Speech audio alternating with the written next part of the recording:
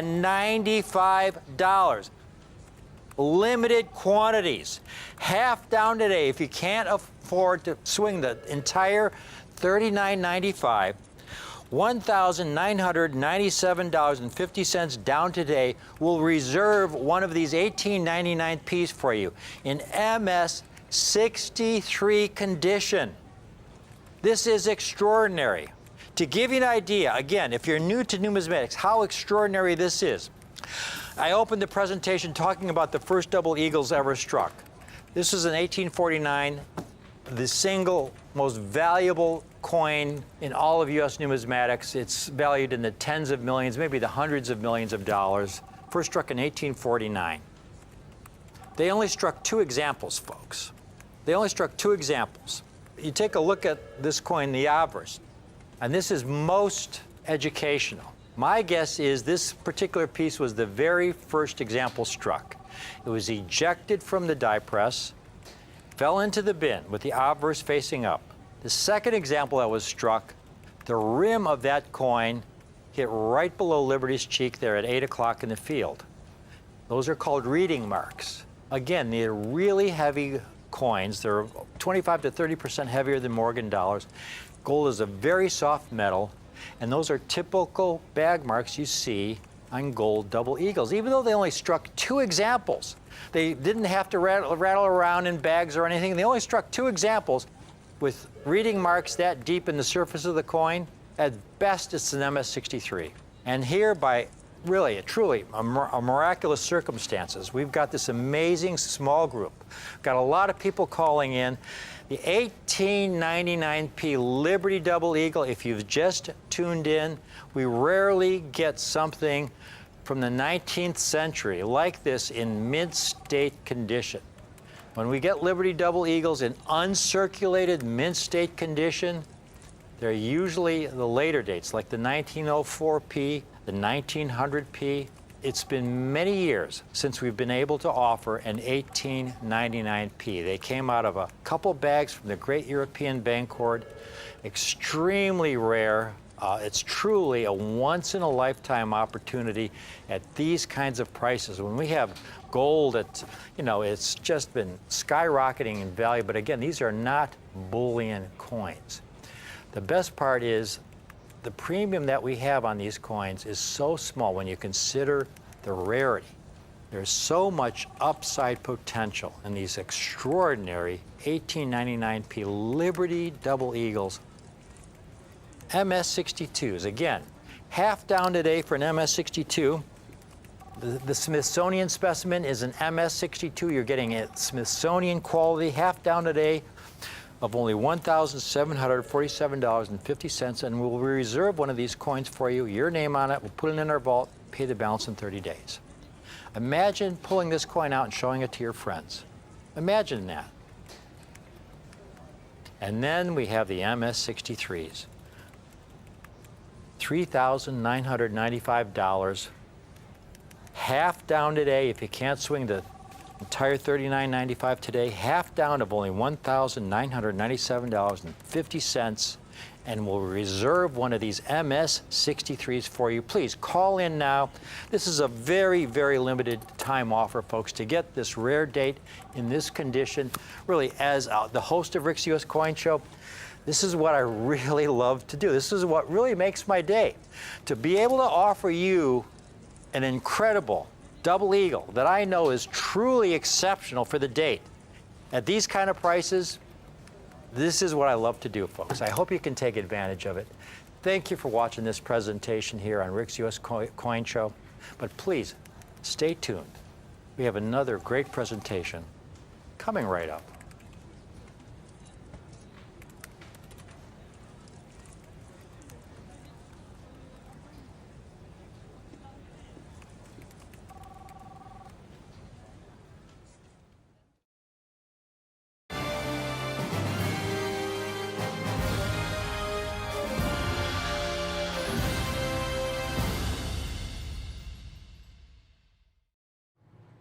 Welcome to Rick's U.S. Coin Show. Welcome, welcome, welcome. I'm Rick Tomasca, your host, and I have got an incredibly exciting gold opportunity for you today.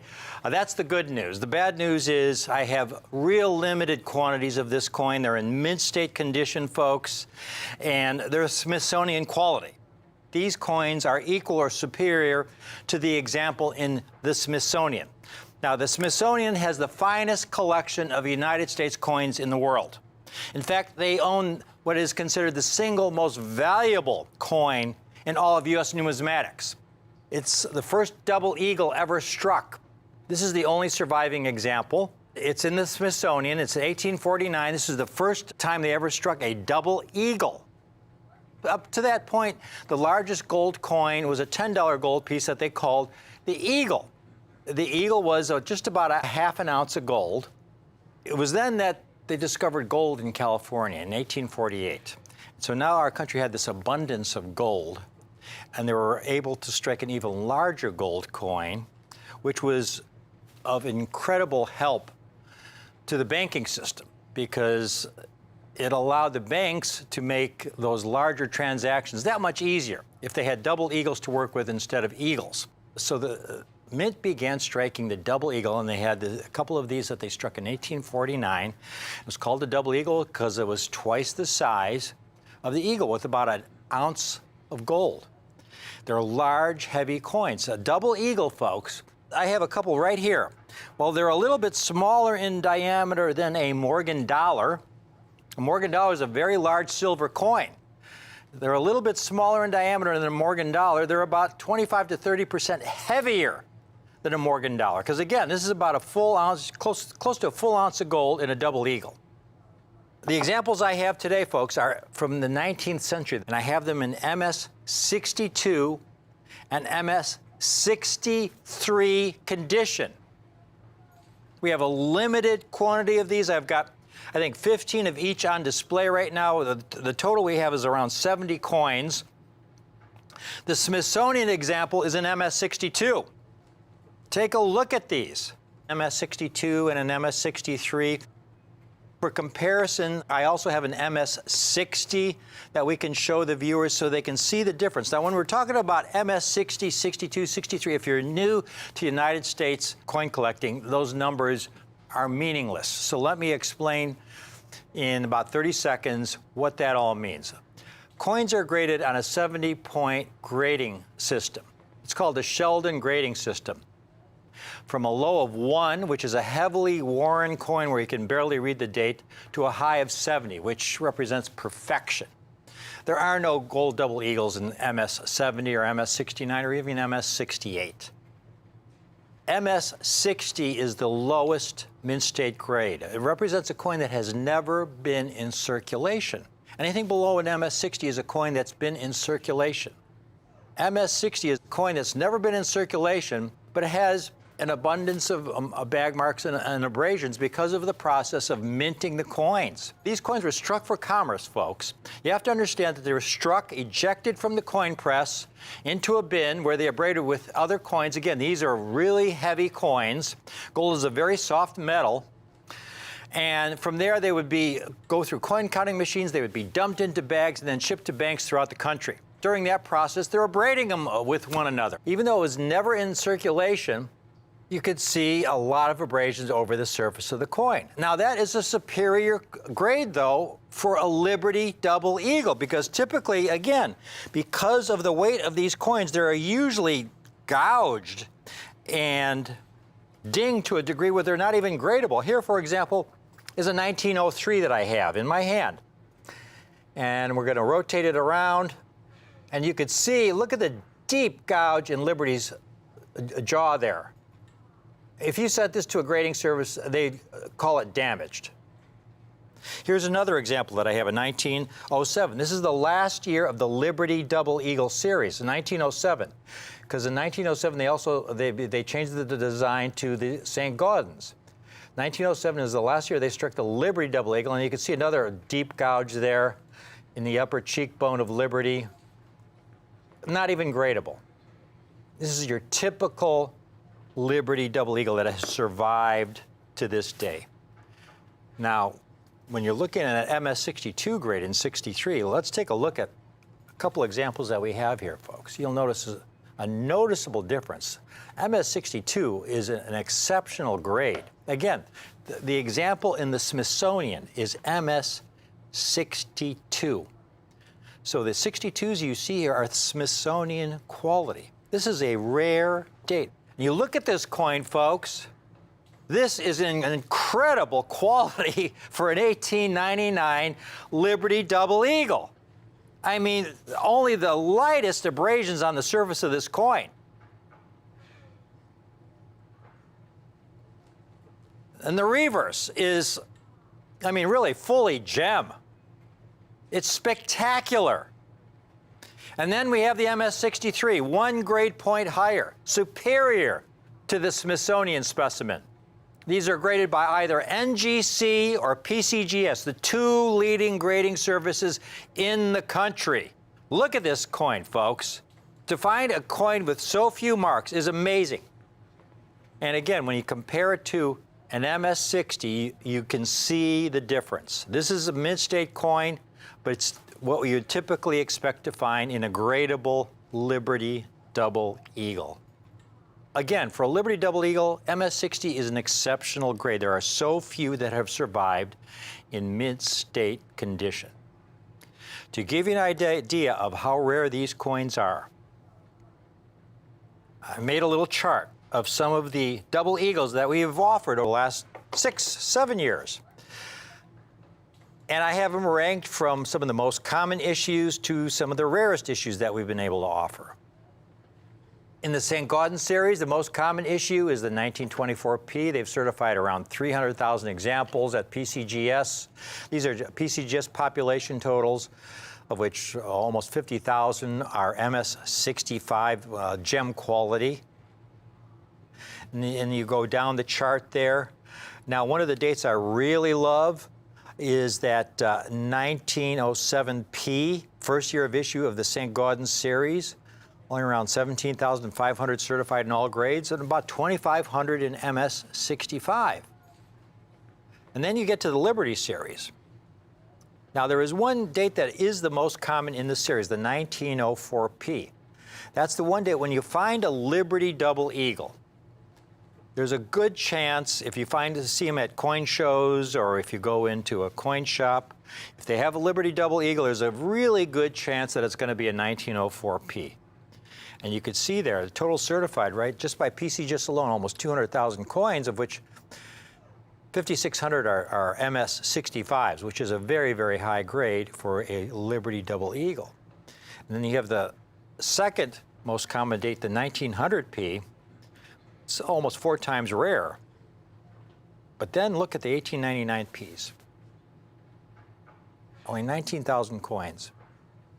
This is a key date, folks. It is so exciting. These coins that you're looking at, they really should not exist.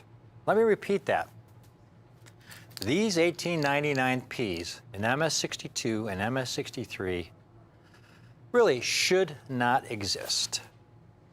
The only reason we have them is because they've been stored in a bank in Europe since the early 1930s. Now you might ask, well, what the heck were they doing in a bank in Europe since the early 1930s? The story really begins with the Great Depression. Great Depression was economic disaster for this country. We had unemployment around 25–30%, and this was going on for years. So the Great Depression started in the late 20s, and it continued on for years, folks. In 1933, it was estimated that there were approximately 4,000 bank failures. Think about that, 4,000 bank failures in 1933 alone. This is in 1933. This is like, 90 years ago. So imagine all these citizens with their life savings in the bank, their nest egg that they had accumulated over 20, 30 years. That was going to be for their retirement. And they go to the bank the next day, and the bank's closed, shuttered closed. They had failed. You were wiped out. And this was hitting millions of Americans. Well, There was panic among all the citizenry because for all those citizens who had money in banks that had not failed, they had to wonder if their bank was going to be next. So what they began to do is to pull their money out of the banks, because who knows what this paper money could be worth, in in a year or 2 or 5 years. Again, this is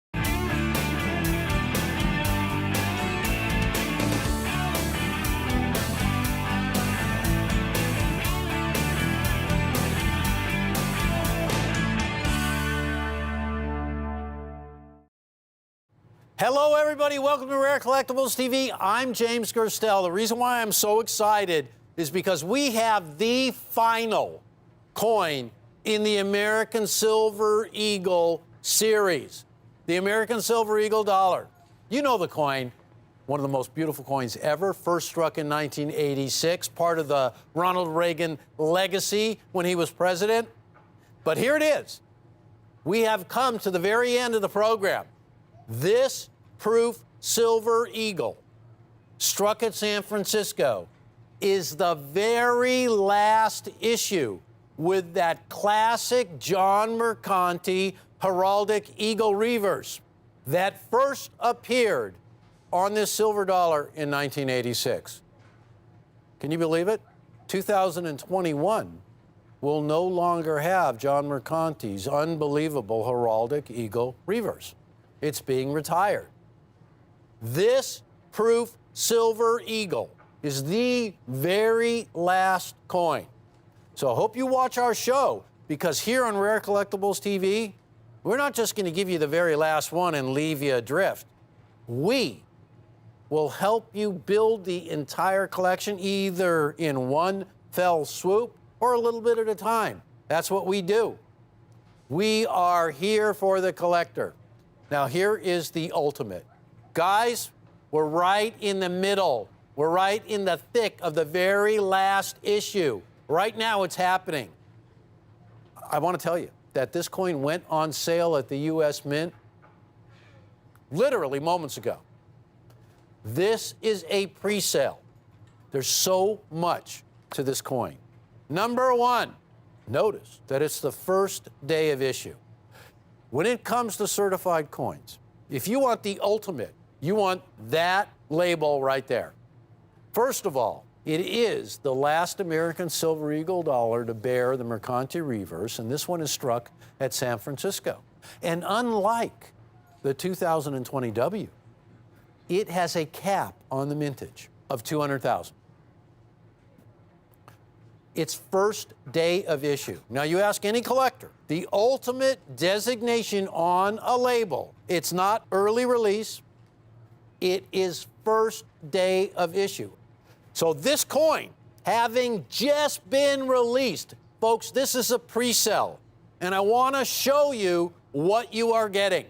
First day of issue, a perfect Proof 70 Ultra Cameo, struck at the San Francisco Mint. There is no higher designation than first day of issue. Now, I love early release, but you can't beat first day of issue. The Proof Silver Eagle, it's the collector's version of the mint state coin we all know and love so well. It's a lot harder to get. One of the reasons why it's harder to get is because they just don't make anywhere near as many as they do of the mint state coin. Since 1986, the United States of America has struck this American Silver Eagle dollar in a business strike to the tune of nearly 540 million coins.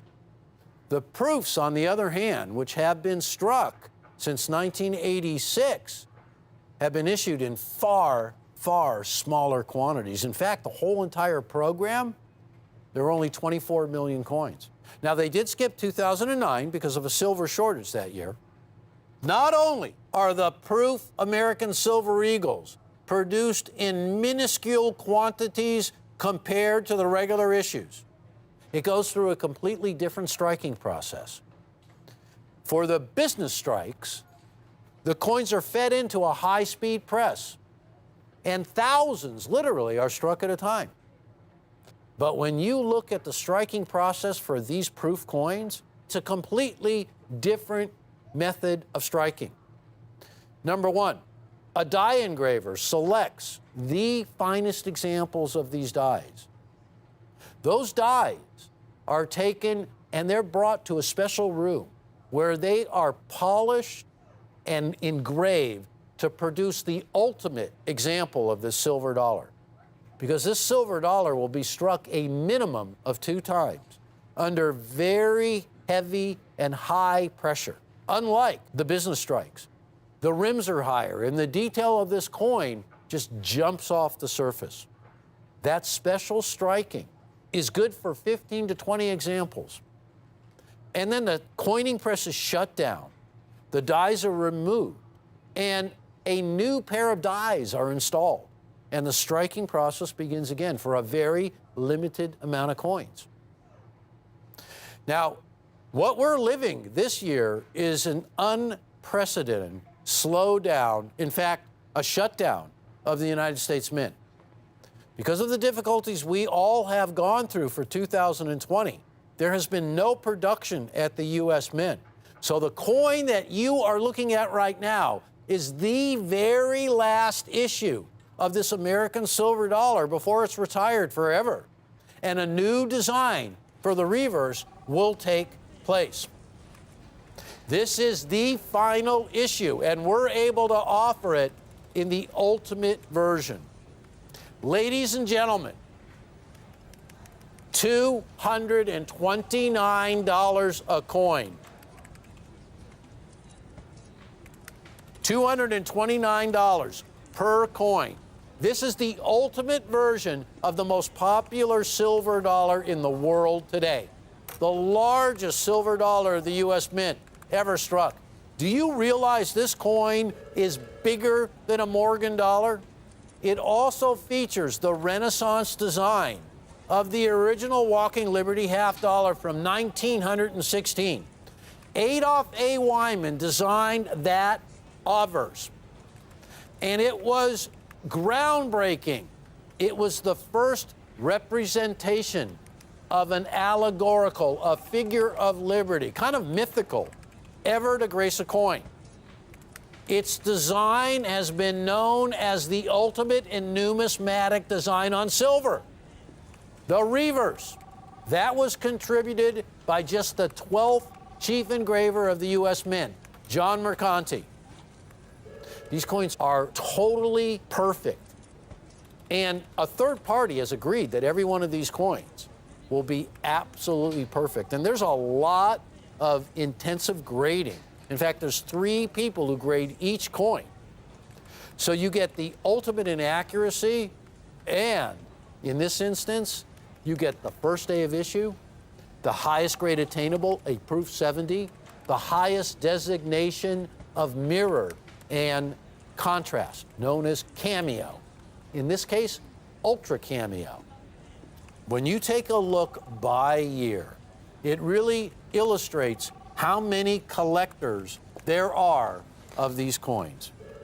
Take a look at all of these figures relating to each and every year that the coin was produced. Beginning in 1986, 1,446,000 coins were struck. That was the highest mintage year. And demand for the coin, now naturally, first year is always going to be, people are going to, just the first dollar ever made of this sort. But take a look every year. So many collectors are purchasing these coins and building complete collections. That's where these coins go. The dream is to get a perfect graded coin, a perfect grade. Now, it's not very often that the Mint will say, we're only going to strike 200,000 of these coins. Generally, the mintages are open until the window closes, the period of time closes that they can be sold. In this instance, a cap has been put on the mintage. There will be no more than 200,000 coins issued. Well, if you take a look at the 2020 W figures right below it, you can see already how many of those coins were ordered for there to be a high mintage this late in the year. Almost impossible. I would be very, very surprised if it even reaches that maximum. But nonetheless, that's where we're at. This is a pre-sell at $229 for a very special release. First day of issue. There is a really short period of time by which your coins can be submitted to the grading service. There's only one way that it works. For you and me, it would be very difficult to do. Because number one, you got to get in line at the U.S. Mint. You got to buy enough Silver Eagle 2020 S's to even submit to get one in a perfect grade. So you got to buy a lot of multiples. You got to wait for them to come from the U.S. Mint. Don't forget, just started selling these. We're guaranteed to get first day of issue, Proof 70 Ultra Cameo for the very last coin of its kind, $229. I want to let all of you know why this coin is so special. The reverse is going away, but you know what is staying? This exclusive label. Because Rare Collectibles TV owns this label that we call the Reagan Mercanti label. It's exclusive to our network, and it really means a lot. Ronald Reagan was the father of the American Silver Eagle because he signed the bill into law, authorized the U.S. Treasury to start striking these coins, and that was in 1985. It was known as the Liberty Coin Act. It had two parts to it. The first part was not the American Silver Eagle. It was the 1986 Statue of Liberty Centennial Celebration. A silver dollar, incidentally, Mr. Mercanti was responsible for that silver dollar as well. A silver dollar was issued, and what they call a rider to the bill, an addendum, if you will, was also signed into law. And that second part of the law authorized the American Eagle program. Now, it's been going strong since 1986. The obverse is featured Adolph A. Wyman's masterpiece of the Walking Liberty half dollar, and the reverse, a tribute to the original heraldic eagle design, turn of the 19th century design on silver dollars. Well, that is all going away, and a new reverse will hit the scene in 2021. Well, you can imagine, in this year of the mint being closed, how pent up the demand for this coin is. Have you guys been watching our show? We have featured a silver eagle that is known as the emergency release. And what that simply means is that the U.S. Mint, because they were striking no coins, went back to their archives, to their stockpile, and they released some coins from 2017 that they were holding. Those coins have been highly sought after just because there was nothing available in 2020 from the U.S. Mint. Finally, a small trickle of the current dated silver dollar. And lo and behold, it's the last one ever. This small trickle is coming to Rare Collectibles TV in this form. Let's take one more look. $229 for a perfect Proof 70 Ultra Cameo. San Francisco strut. Very limited maximum mintage of 200,000. When you look at the 1994, that mintage was 372,000. And a 1994 in a perfect Proof 70 grade with an autograph by John Mercanti is nearly $4,000. That mintage is substantially higher than the cap on the mintage of the 2020S. Have you guys ever heard of the term registry set or a registry coin? To put it simply, really what it is an opportunity for us collectors to brag about how fine our collection is, to put together a set that then gets rated by NGC. And they assign a point, in a point system, they assign points to every single issue in that collection that you submit as a registry. And the ultimate goal is to be the #1 holder of the registry set for, let's say, the Morgan dollar, or the Walking Liberty half dollar, or the Peace dollar, or the Lincoln cent, or the American Silver Eagle dollar. Now, NGC has recognized by recording our populations of our exclusive label, this Reagan Mercanti label, They are now recording the populations separately from all the other Mercanti autograph labels. Ours will be the only label that has those individual designations. This is information that will allow you to put together the finest registry sets attainable. This exclusive label with a Proof 70 grade is all Rare Collectibles TV. And one of the reasons why we love this label is the connection. The connection between Ronald Reagan and John Mercanti was a really amazing one. John Mercanti first came to work at the United States Mint in 1974. His tenure at the U.S. Mint lasted all the way to 2010. He finally became just the 12th chief engraver. And that's how he retired. But his career featured things like this. You see that Ronald Reagan that was created by John Mercanti when he was at the U.S. Mint. He sculpted that. Reagan became president when Mercanti was at the U.S. Mint. Mercanti was at the Rose Garden during the signing of the Liberty Coin Act that authorized these coins. His connection to Ronald Reagan, timeless. So Reagan appears on our label because that bust that you saw that was sculpted by Mercanti became that label. That artwork was based on that sculpture he did. And he signed it, each one of those. So the connection that John Mercanti had to Ronald Reagan and to the United States Mint and to this silver dollar, timeless. But his reverse is being retired. So 2020 is the last year. And specifically, this coin from San Francisco, the last silver eagle the U.S. Mint will issue in proof that bears the original heraldic eagle design of John Mercanti, the 2020S. Now, everybody who buys a coin right now at $229 is guaranteed the following. An absolute perfect example graded by NGC with our exclusive label.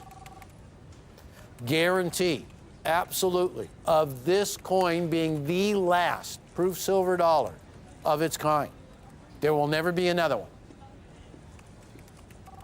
A perfect proof 70 grade. Now, I got to tell you, first day of issue is really important here. Imagine being able to own a first day of issue of the last silver dollar of its kind in the highest grade attainable, $229. If you can see your way to do it, purchase as many of these coins as you can. Because from first day of issue, which lasts really just, it's fleeting. Just like the name describes, first day of issue. So once that's gone, they then go to early release, which is pretty darn good. What you want is the very last one designated as the first ones at the grading service, the first day of issue. That's everything. And we have it all with a great price as well. Ladies and gentlemen, the reason why you watch Rare Collectibles TV is just for this sort of an event. We love rarity, and we love a great price. But when you couple all of that with everything this coin has going for it, our exclusive label, the highest grade, the last one of its kind, a fantastic inside price, you're going to want to own more than one of these. All right, ladies and gentlemen, this is the end of this presentation. Here's the warning. The last one of its kind in the highest grade you can get, first day of issue. That is it right now. Don't miss out. $229. Don't go anywhere. More great coins are coming up. Thanks so much for watching.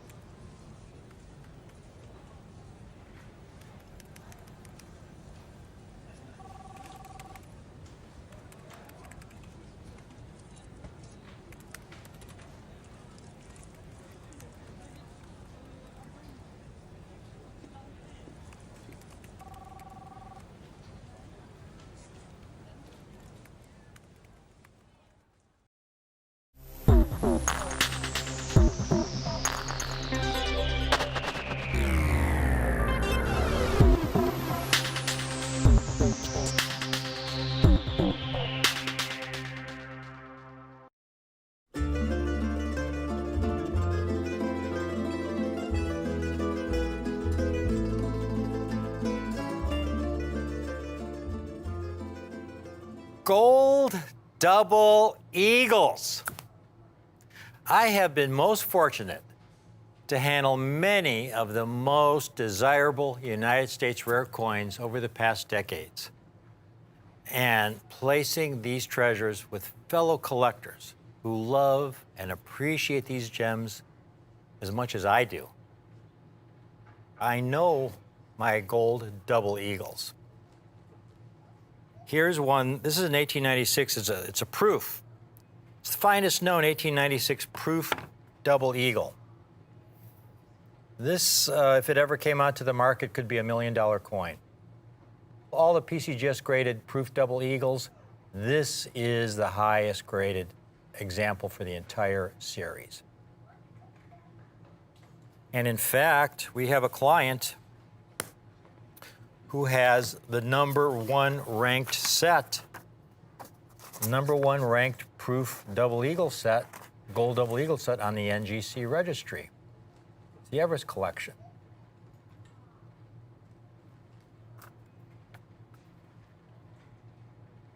Now, I have a great gold coin for you today, folks. This coin really should not exist in the condition that I have it in. It's a coin well over 100 years old, and these coins I have never been in circulation, all right? They've never been in circulation. In other words, they were taken from a mint bag like you see here. This is one of the original mint bags that was the source for many of these coins. Imagine that, being in a mint bag since the year 1896. They have been sitting in a bank vault since the 1930s. But I'll tell you about that in a minute. I'd like you to take a look at these coins that I have for you today. They're the 1896 Liberty Double Eagles in MS 62 condition. That means they're mint state, uncirculated coins. How can a coin over 100 years old have been preserved in such great condition? They are so rare in the condition you see these coins in, folks. Now, these are gold double eagles. They're the largest gold coins struck for commerce by the United States Mint. Over the centuries, the Mint has struck gold coins in many different sizes and denominations. And here's a chart that shows the different sizes of gold coins that the U.S. Mint struck from the late 1700s through 1933. The coin on the far left there is a $1 gold piece. It's a tiny coin, folks. It's smaller than a dime. Very small coin. And then you have a $2.50 gold piece. And then there's a $3 gold piece. And then there's a $4 gold piece, which is referred to as the Stella. And then you have a $5 gold piece, which is about a 1/4 ounce of gold. It's about the size of a nickel. That's a larger gold coin. And then you have the $10 gold piece, which is about a 1/2 ounce of gold. And it's referred to as the Eagle, because up until 1850, the $10 gold piece was the largest gold coin struck for commerce by the U.S. Mint. And so they referred to it as the Eagle. And then they discovered gold in California in 1848. And with this abundance of gold, our nation was able to strike even larger gold coins, which was of great benefit to the banking system. And this larger gold coin was twice the size of the Eagle, with virtually an ounce of gold. And so they referred to it as the Double Eagle. And there's an example. It was a specimen. Only 2 were struck in 1849, and the first examples struck for commerce came out in 1850. Now, that coin you're looking at, folks, that coin is considered the single most valuable coin in all of United States numismatics, that 1849 Double Eagle you're looking at.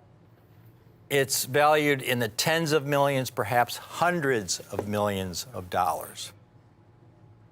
For commerce, they began striking these gold eagles for the general public in 1850. Right now, at this point in time, is a great time to acquire rare, high-grade gold double eagles. There was an article that came out. The title of it is "It Time for a New Perspective on Generic Gold?" And this just came out a year ago, and there's a paragraph in here that encapsulates what the article is all about. To quote, "There has not been a time in recent memory when pre-1933 gold coins were obtainable for so little over spot." Now, what do they mean by that? Well, when they refer to spot, they were referring to the value of the gold. And right now, spot is around $1,900 for an ounce of gold. I'll give you an example from my personal experience. It's 15 or 20 years ago, I had some gold double eagles. And gold at that time was about $350 to $400 an ounce. And these were uncirculated gold double eagles, common dates. They weren't rare date Liberty Gold double eagles. They were like a 1904, one of the most common dates. And I remember selling it to a dealer for around $3,500. Now, the Liberty Gold double eagles I have for you today are a much rarer date. They're from the 1890s, folks. Rarely do you find mint date Liberty Gold double eagles from the 1890s. The story of these coins really starts with the Great Depression. It was economic devastation for our country.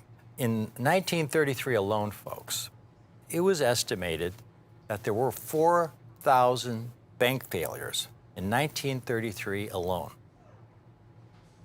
Now, back then, there was no federal deposit insurance to guarantee your savings. So if you had your nest egg, your life savings in the bank, that you spent 20, 30 years saving for your retirement, and you go to the bank the next day, and it's closed shut, it failed, you were wiped out. And they had 4,000 of those bank failures, affecting millions of Americans, just in 1933 alone. Now, you can imagine for all those other Americans who had their money in banks that had not yet failed. They were terrified. So what people began to do, and I probably would have done the same thing if I had been in their position. They began pulling their money out of these banks, that paper money. You know, with the economy the way it was during the Great Depression, that paper money could be worthless in 6 months or a year. So they began taking their paper money, and with that paper money, they began to buy gold and gold coins. Because throughout human history, you could go back to the ancient Egyptian times and the times of the great pharaohs. Across all cultures, gold has always had value. So here you had all these people pulling their money out of the banks to buy gold coins. This created additional stress on our banking system. And so then President Franklin Roosevelt, in an effort to stop this hemorrhaging of our banking system, passed Executive Order 6102 in April of 1933, which made the ownership of over $100 worth of gold illegal. Now, gold was about $20 an ounce back then. So that means you could own 5 double eagles, but that was it. The rest you had to return to the Treasury in exchange for paper money. And you had to turn it in on or before May 1st, 1933. And if you did not obey that order, folks, they prosecuted. And it was a severe penalty. If you were caught with over $100 worth of gold, and this happened to many citizens, you faced a $10,000 fine or 10 years imprisonment or both. And it was prosecuted. So what did the government do with all these gold coins? Did they put them away in a vault for future use for, maybe sometime in the future, 50, 100 years in the future? No, they melted them back down into gold bars. These statistics from 1933 to 1940, fully 39% of all the double eagles ever struck from 1850 to 1933 were melted back down into gold bars. That's over 50 million coins melted back down into gold bars, gone forever. Which is just one of the reasons that finding any gold double eagles is extremely, extremely difficult. There are very few survivors. What I have today, though, is from what's called the Great European Bank Hoard. The gold coins you see today, folks.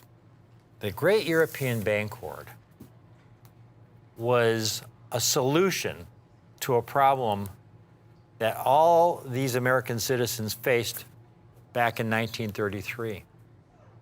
Not every citizen turned their gold coins in. A lot of people were stuck between a rock and a hard place. You either turn your gold coins in exchange for paper money, which they did not want, or you hold on to your gold coins and you get arrested and thrown in prison, which was not very desirable. But there was a third alternative. There was nothing in that executive order that didn't say you couldn't own gold in another country.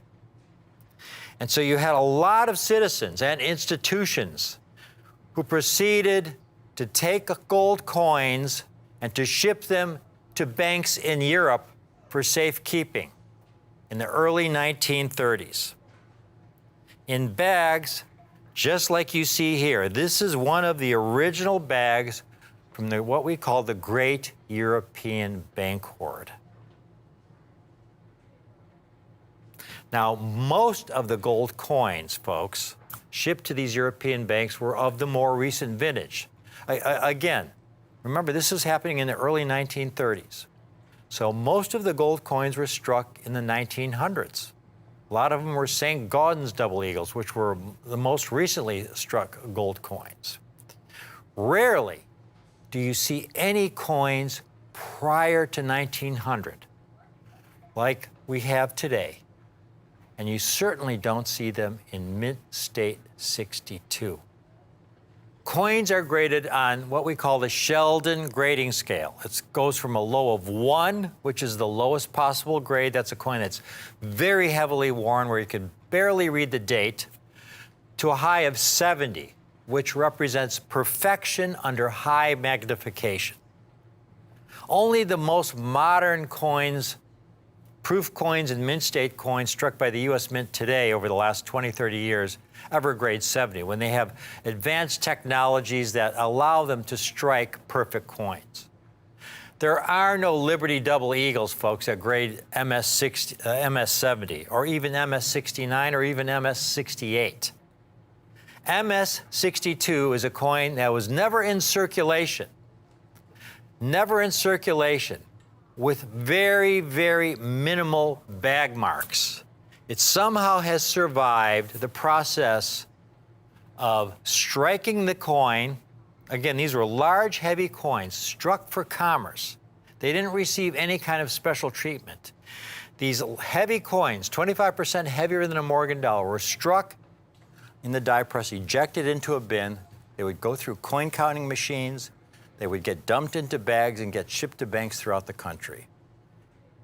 So that by the time you would get one of these coins from the teller, even though it had never been in circulation, it would have numerous heavy bag marks. I've got a couple examples right here as an educational tool. Here's a 1903. Never in circulation, but look at the deep gouge on Liberty's lower jaw there. This coin is not even gradable. When you have a deep cut like that, again, from one double eagle falling on top of another, it's not even gradable. Here's another one, a 1907, a later date. and you could see the deep scuff on Liberty's cheekbone and on the lower part of her neck there, just deep gouges. So even though this coin is not circulated, it's uncirculated, it wouldn't be gradable. You could send it to NGC or PCGS and they would say uncirculated, damaged. Even that 1849 in the Smithsonian, folks, even though they only struck 2 specimens in 1849, you'll notice at about 8 o'clock in the fields, 3 very prominent and deep reading marks. My guess is this was the first of the double eagle struck. And it fell into the bin. The obverse was facing up at the bottom of the bin. And then the second coin that was struck, as it was ejected down into the bin, the rim of that coin with the reeded edge, the rim landed on top at 8 o'clock on that first coin. And that's those reading marks you see right there. It's probably MS-62, MS-63 quality. So the fact that these have survived at MS-62, when you take a look at one of these, folks, these are a miracle. Never been in circulation. A coin that's never been in circulation grades MS-60 and higher. MS meaning mint state. Anything below MS, if it's a grade of 58 or 55, it gets an AU, meaning almost uncirculated.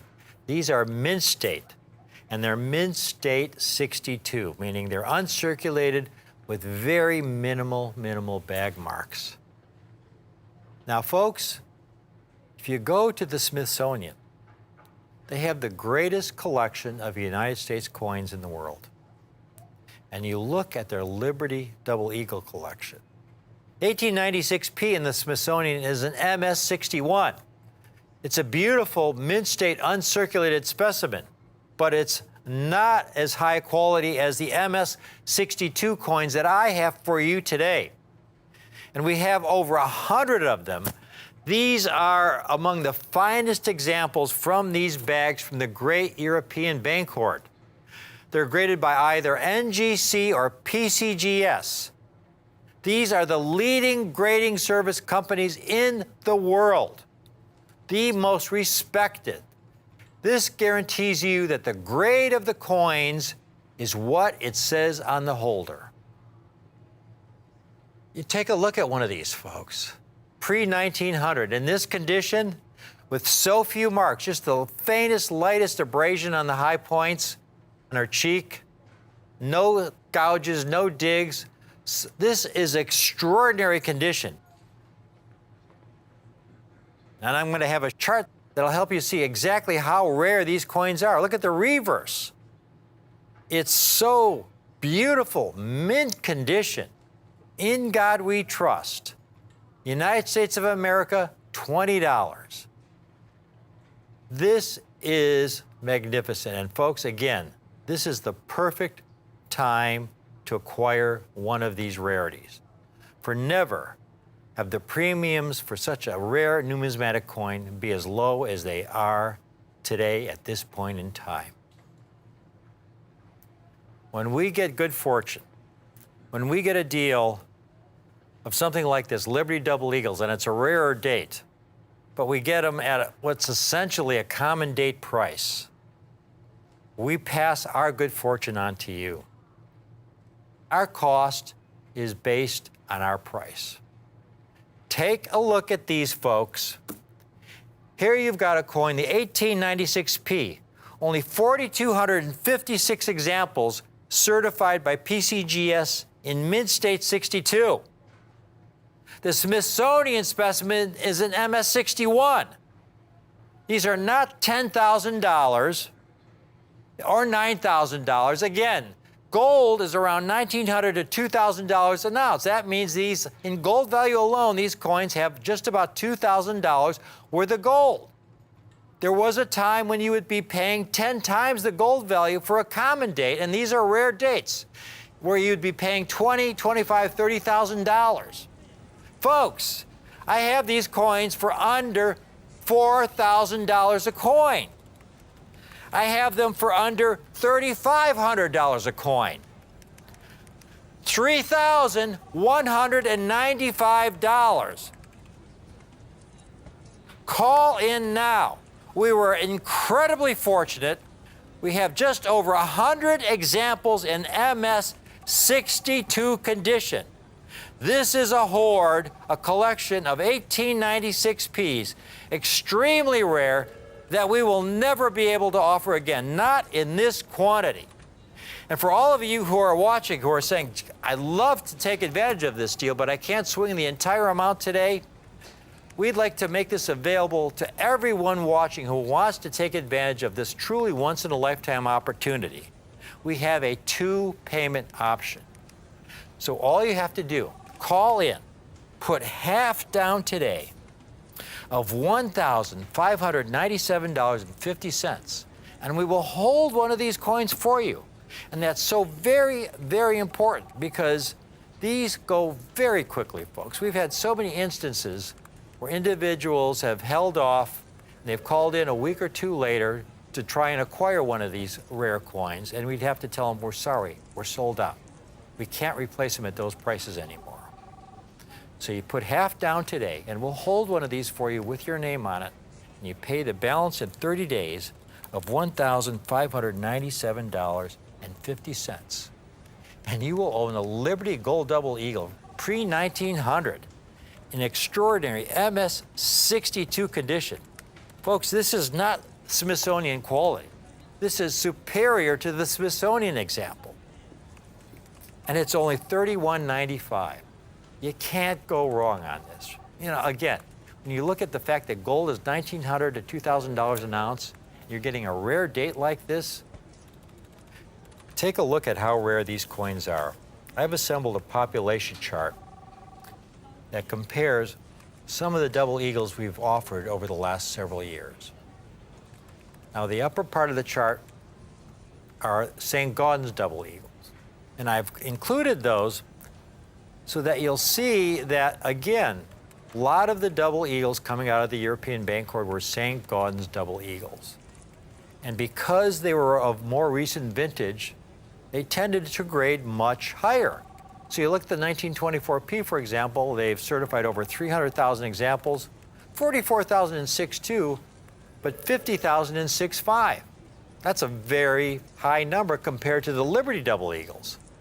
And you go on down the list, and even the 1914S, one of the rarest coins we've offered, only 26,000 certified in all grades of mint state, but almost 5,000 in MS65. But now you go down to the Liberty double eagles.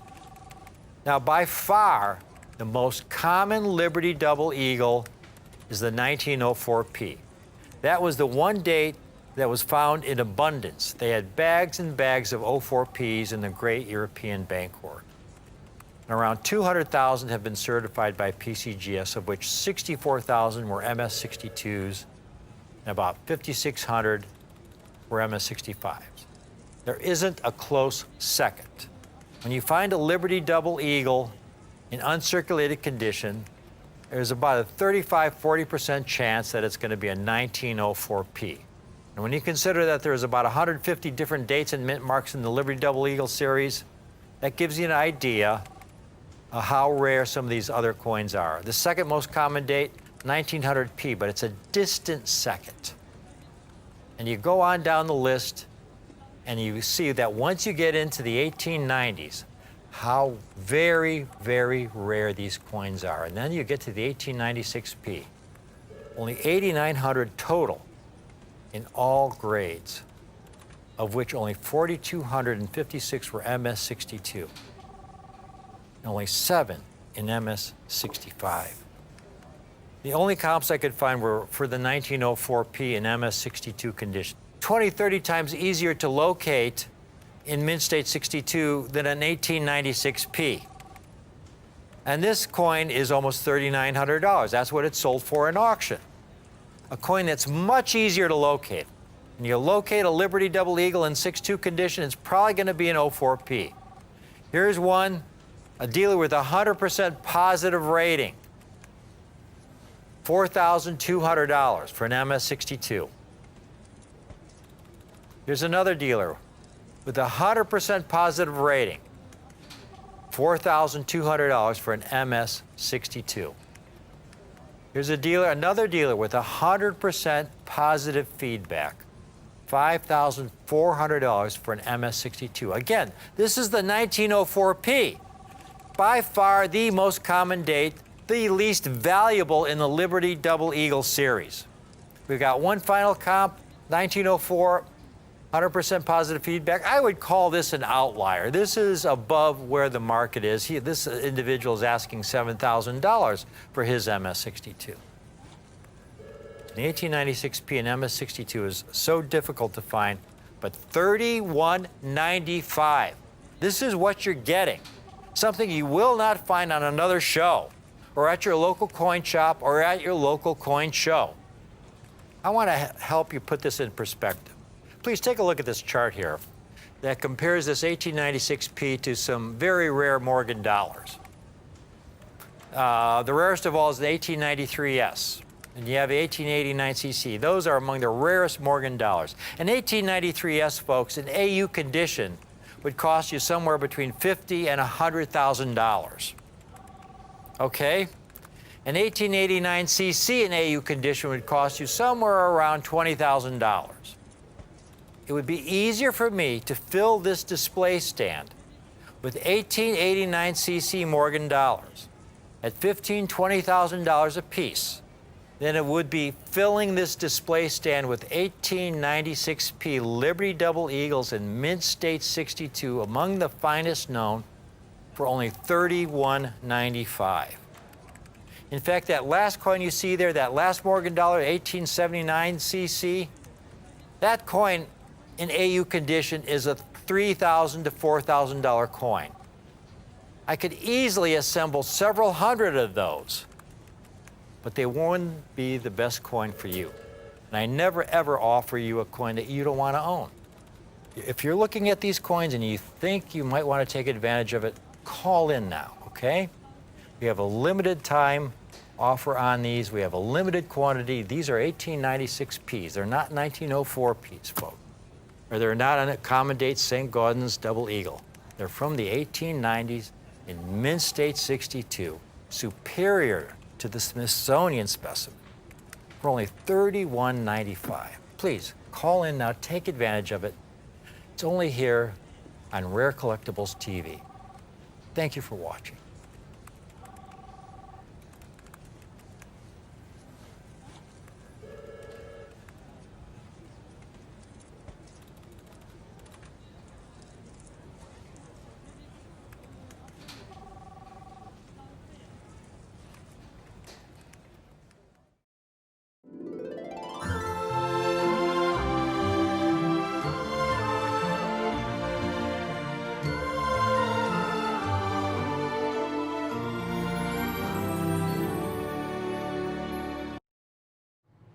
What does every collector dream about? Let me answer it for you. Finding a long-lost hoard of coins, a virtual treasure that hasn't been looked at, cherry-picked, or even seen at all in about 100 years. To me, that is every collector's dream. And it actually came true way back in the 1970s. And what I'm talking about is a hoard of silver dollars, not a privately held hoard. Oh, there's been a lot of hoards of silver dollars. If you have a red book, you could look in the beginning of it and see quite a few hoards of long-lost coins that were discovered and brought to market many, many decades, in many cases, generations since they were put away. But there's only one hoard out there that is world famous, the hoard of Morgan dollars that our own government was keeping under wraps for close to 100 years after they were struck. Most of these coins were from the most elusive mint of them all, and the most famous, the Carson City Mint. The mint that was responsible for only about 2% of the 600 plus million Morgans struck. George T. Morgan is the designer of both the obverse and the reverse, and the coin really represented the true pioneer spirit of America as the country expanded out west in the 1800s. It was all made possible by a gigantic silver discovery, the Comstock Lode, Nevada, 1859. Evan and Hosea Grosh found the deposit, but they both died before they could record their claims. There was a gentleman by the name of Henry Comstock, of which the whole entire find was named after, the Comstock Lode. Henry, he was a sheep herder and a part-time gold prospector. And he was looking after the cabin that the Grosh brothers were living in. And of course, after they died, he kind of took things over, and he took over the claim.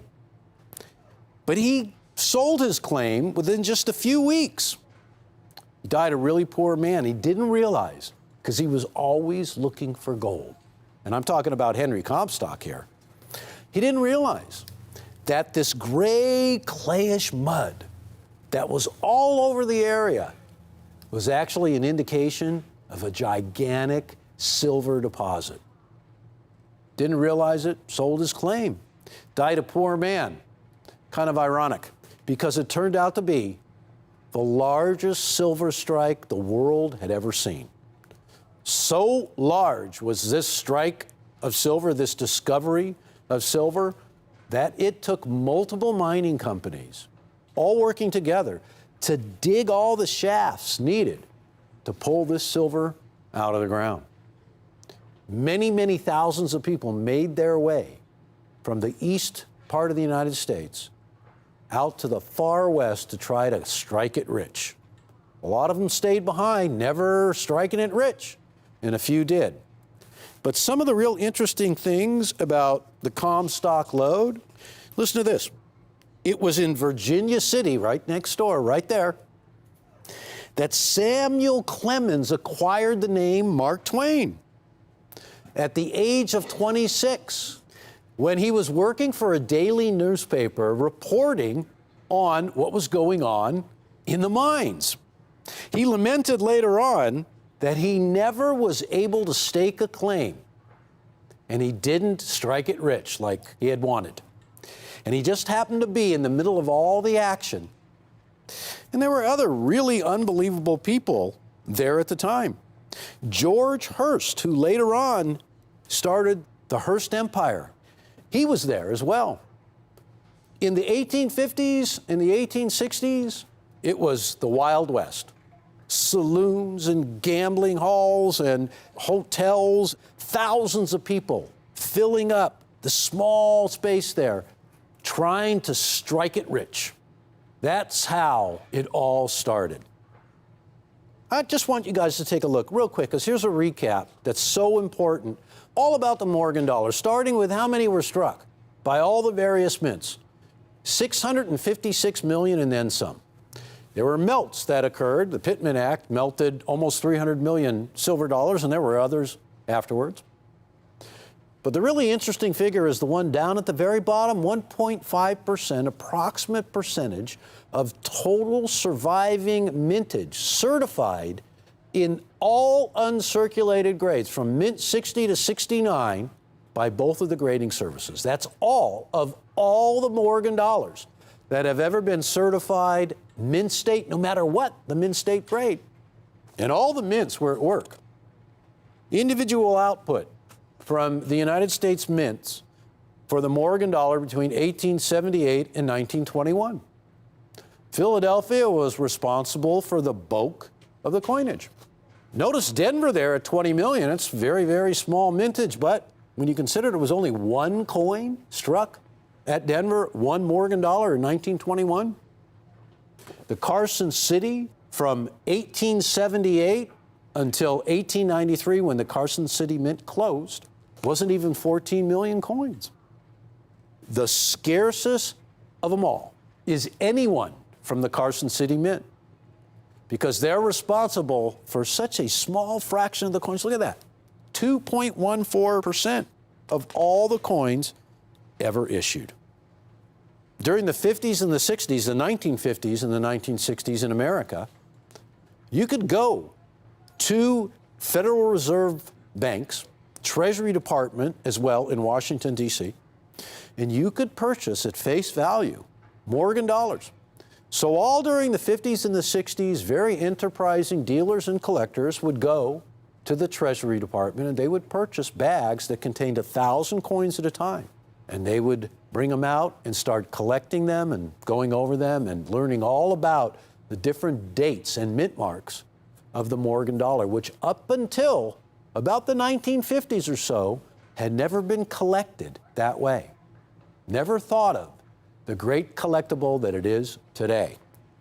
During an audit that was conducted by the Treasury Department, the Mint discovered that they had put away Carson City silver dollars, 2.9 million coins, that had been struck at the Carson City Mint and never released from the Mint, kept the whole time. And the government quickly realized that these coins were worth way more, even back before 1970, than their face value. What did they do? The government was thinking, how do we get the most bang for our buck with these silver dollars? We don't want to just give them out for $1 any longer. Those days were over. They stopped that. They called on an arm of the government called the General Services Administration. It's not a private company, and many people think that the holders that these coins were put in were done privately, like the Redfield hoard, for instance. But they weren't. That lens that you see, that holder that you see, was manufactured by the U.S. government. It was the first instance and the only time our government packaged a Morgan dollar for sale. Now, the GSA conducted the sale, and they were trying to figure out the best way that they could get all the Americans who wanted an opportunity to participate in the very last part of the Wild West. What was left over that had never been seen in close to 100 years. What is the best way to get them out to collectors all over the United States of America? They came up with the idea of conducting a mail bid sale, an auction. And that's exactly what happened. After carefully going over 2.9 million coins, the Mint set about packaging the coins, if they qualified to be uncirculated, in these special lenses. And then they began what became a 10-year program of liquidating these coins vis-a-vis a mail bid. And the very first sale took place on Halloween of 1972, October 31st, when they offered for sale the 1882, the 1883, and the 1884 Carson City silver dollars. Now, being that there's only about 2% of all the Morgans ever struck came from Carson City, any Carson City coin really is a rarity. But there's something very, well, magical about the GSA sale. Since the coins were kept by the government for close to 100 years before they were offered, these coins, still today, even as the last trickle of what is left of this hoard gets absorbed by collectors, these coins represent one of the greatest bargains in coin collecting today. Let me show you what I mean. This is something we do quite often where we show everybody all the mintages for the individual Morgan dollars. The Morgan dollar series spans 1878 to 1921, but for Carson City, since the Mint was only around for 23 years, from 1870 to 1893, the Morgan dollar was only struck from 1878 to 1893 at the Carson City Mint, and then the Mint closed. As the mintages get lower and lower and lower, we come to the really important part. In red, you see the coins that I'm going to be featuring. I think most people don't realize just how small these mintages are for these Carson City silver dollars. Now, these are considered the most readily available of all of the Carson City silver dollars. Now, I want you to also notice right around these coins, coins that have very similar mintages. We can come to some of the most famous coins in all the world. Here's an 1892 CC, higher mintage than the three coins we're going to be featuring. 1894S is a magical, well, really a rare coin, but yet the mintage is higher than any one of the three Carson City coins that we're going to be featuring. And yet the 1894S in the grade we're going to be offering is a priceless, priceless coin. So what makes these particular Carson City silver dollars so interesting and so valuable and so underpriced is the fact that in 1882, there were no Carson City silver dollars basically released into circulation, a few, not many. And they quickly became circulated, and they were released in the area where all the mining was happening, in what were called the Four Corner Western states, where pioneers were there, where there was, distrust of the banks. Not so much because they would get cheated, but because there was no security. So people wanted to hold hard assets in their pocket or under their mattress, something like that. So when you look at the history of this mail bid sale, and the sale took place for a very short time. 700,000 coins were sold by mail bid in that first sale. 700,000. Just a few months later, really short time, at the beginning of 1973, beginning in February, another sale was conducted. Another 100,000 coins were scooped up. That's 800,000 coins already. Later on in 1973, for just 2 months, June to July, there was another sale offered. Almost 500,000 of these Carson City silver dollars were scooped up by collectors through a mail bid. You had to send in a check with your bid for as many coins as they would let you order, wait and see if you got it. Over 453,000 in 2 months. Again, at the end of 1973, another 213,000 coins were sold. This hoard was diminishing quickly, getting dispersed to collectors all over the world. In 1974, this sale contained only 1879 cc's, and you can imagine how quickly the coins were scooped up, making the 1879 cc famous forever. In 1974 again, what was called the last of a legacy, 420,000 coins sold again by mail bid. The coins were disappearing, folks. The sixth sale took place in 1980. Close to 1 million coins, and it was all gone. 38 years since the release of these coins, an entire hoard has been dispersed among collectors.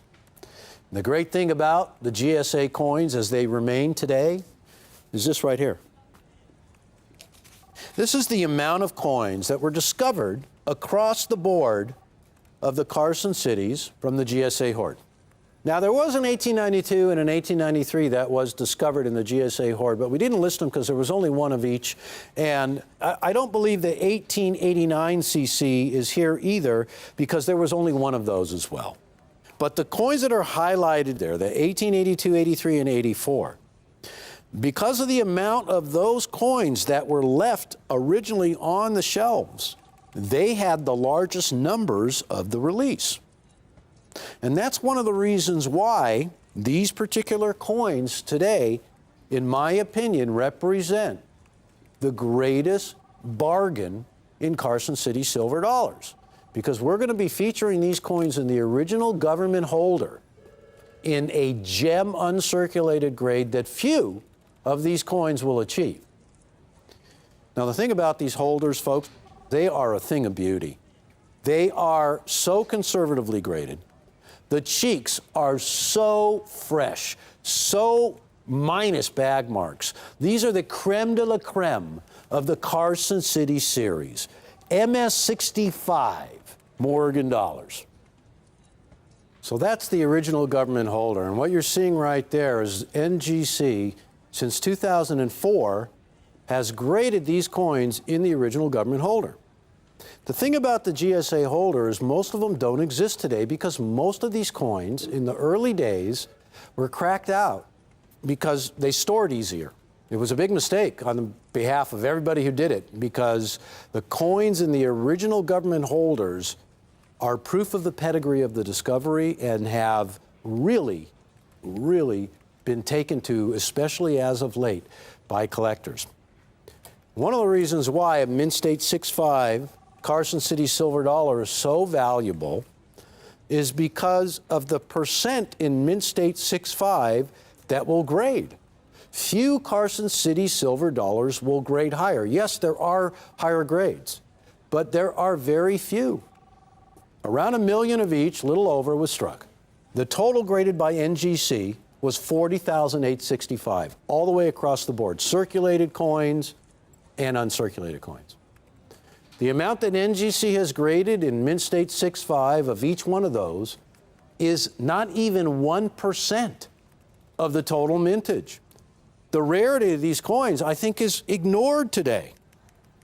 NGC GSAs, all grades, 22,173. In Mint State 6.5, 2,942 are in the original GSA holder. And when you look at the percentage of Mint State 65s in the original government holder, look how small the percentages are. So a lot of people will consider this a readily available coin. Well, here's the mystery about Carson City silver dollars. When you look at your red book, the highest grade that a Morgan dollar can go up to is a Mint State 6.5. And the reason for that is they're pretty darn rare in grades higher than that. And they come around very seldomly. Most of the time, you'll see them at auctions. So what it really comes down to is a really undervalued ultra gem Carson City silver dollar. And I always say, had the Carson City silver dollars been released in the years that they were struck, no Carson City silver dollar would be attainable today. But we're really fortunate. Even though we're at the very tail end, I call it really the trickle of the last of the GSAs. You still have a great opportunity for the 1882, the 1883, and the 1884. The premium cost percentage increase of CC Morgan dollars when they're in a GSA holder as opposed to being removed in the same grade.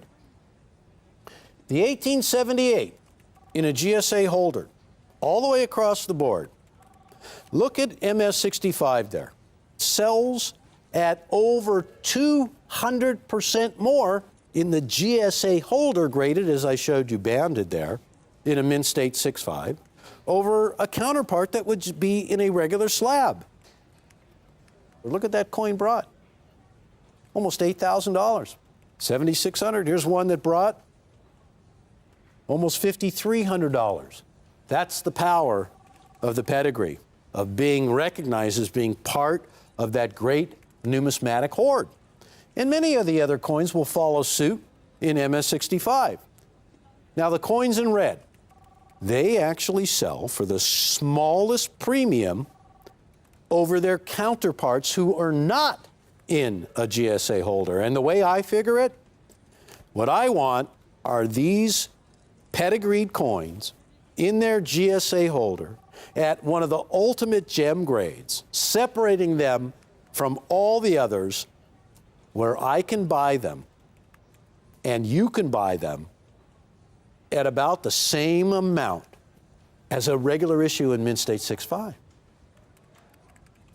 Folks, I think it's a great time to buy Carson City silver dollars because in Mint State 6.5, in the original holder, graded by NGC, the entire collection of the three is $1,895.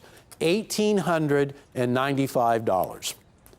This is a chance to buy a coin that I think, as all Carson City silver dollars have proven, is really destined for greatness. I mean, it has been 40 years since you could readily buy these coins. And gone are the days when they're available in any kind of quantities at all in just the regular holder, in just the GSA holder without being graded. In Mint State 6.5, it's alarming how few of these. I don't think we could come up with 20 of these complete collections. We're going to be offering 1882, 1883, and 1884 in their original government GSA holders, certified by NGC in a Mint State 65. And by the way, the reason why we have concentrated so much on the look of that coin right there is because we have selected the brightest, widest coins we could get our hands on. 1882. There's one I wouldn't exactly call a bright white coin. It's a great coin. It's certified. It's a 6.5. It's $822.50. And I recommend it highly. And here's one, and here's what I mean. Here's one in an NGC holder, not in an original GSA pedigree. That's selling for $870. It's a Mint State 6.5. The power of the pedigree for these three dates has not been recognized by collectors. 1883, Mint State 6.5, $705. Not in a pedigree holder, but a 6.5. Great coin, great price.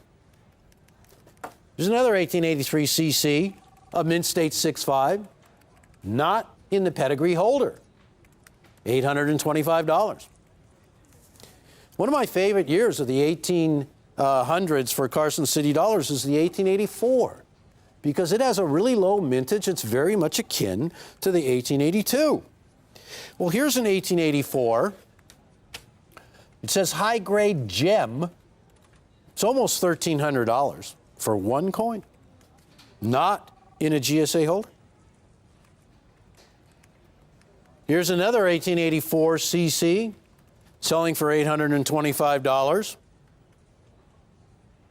And here's one that I found in a GSA holder that is not graded, an ungraded coin, for almost $2,300. You know, there is so much to talk about when it comes to the Carson City Mint. The history of the Carson City Mint, they only struck 13 million coins. You could find Philadelphia or New Orleans coins, or even San Francisco struck coins, where 1 year there's more than that. How about Denver? 1921, Denver struck Morgan over 20 million coins. It's really amazing to me as a collector and a dealer that one of the greatest numismatic rarities is right under everybody's nose, being eclipsed by some of these coins that get more publicity.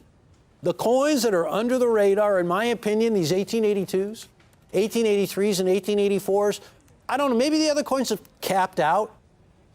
But in my opinion, these three great dates haven't achieved the greatness that I think they're gonna. Because, folks, here's an opportunity to buy one of the greatest issues ever. The 1882, the 1883, and the 1884 Carson City silver dollar.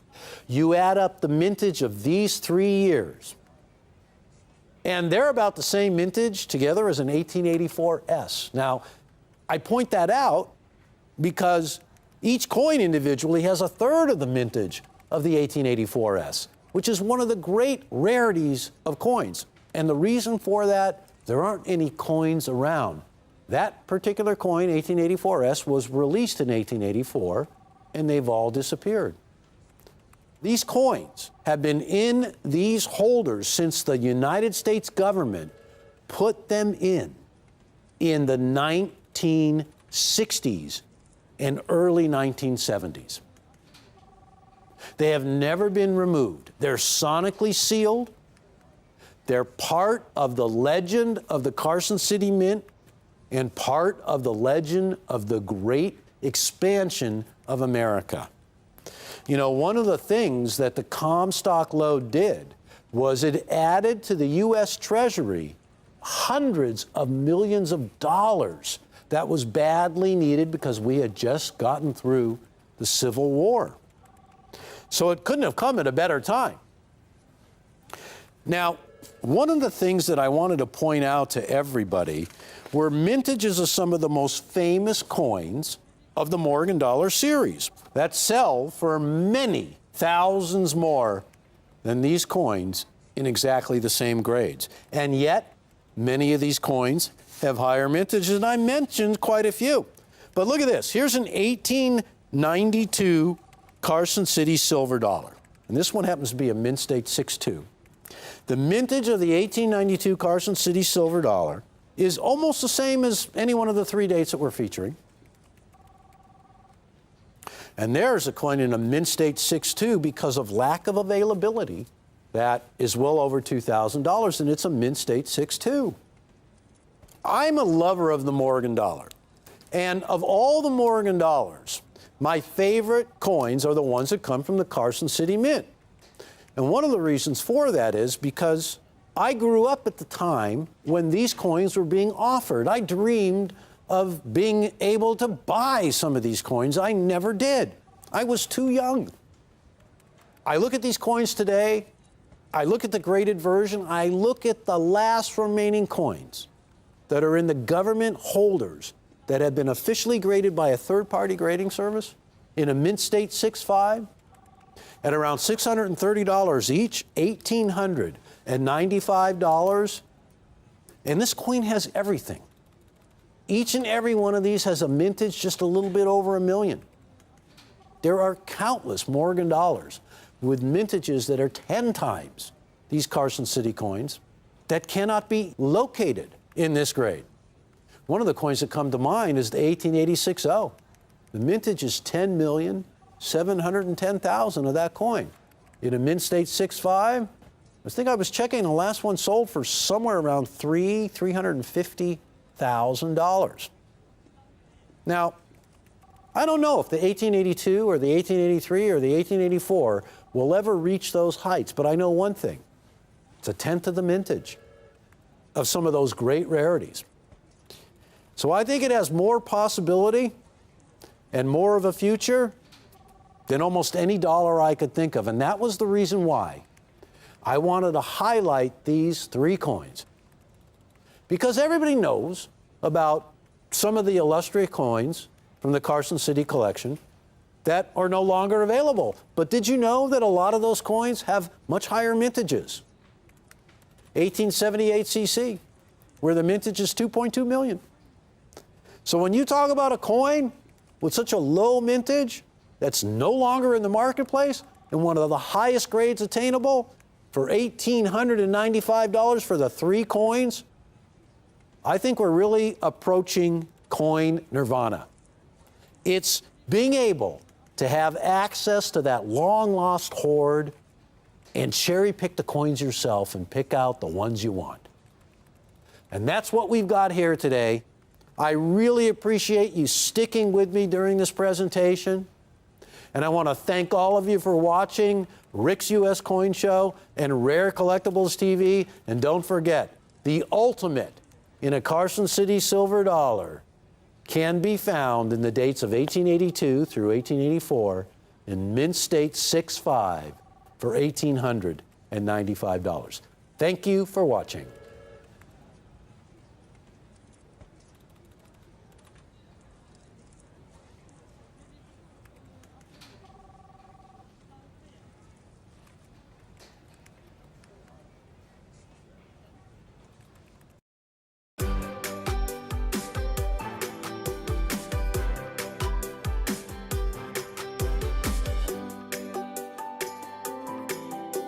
You're watching Rick's U.S. Coin Show on Rare Collectibles TV.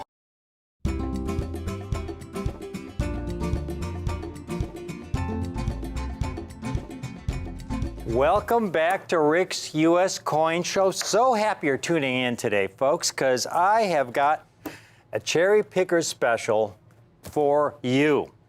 This is an area proof coins that I know is going to be a great collector series for the future. Not just today, but most importantly for the future. Because right now, these coins in the condition I have them in, I've been able to focus on this series for about 35 years, and it's given me the opportunity to make a lot of connections in the business, to make a name for myself where a lot of people know I specialize in proof coins, and so I get first crack at some of the best deals. And I'll tell you, being a specialist in these coins now since the early 80s, the coins I have are so much more difficult to find now than they were, say, even 10, 15 years ago. Most of the nice proof sets from this era that I'm focusing on today, the 1950 to 1964 era, most of these sets have been picked through 10 times over. Now, for those of you who are new to collecting, I'm going to be real quick with this because, again, I've got a limited number of these sets. Proof coins are meant to represent the state of the art, the finest possible quality the Mint's able to produce given the technology of the day. So the Mint goes to a lot of work to make proof coins. They take the dies and they will polish them to a mirror-like finish.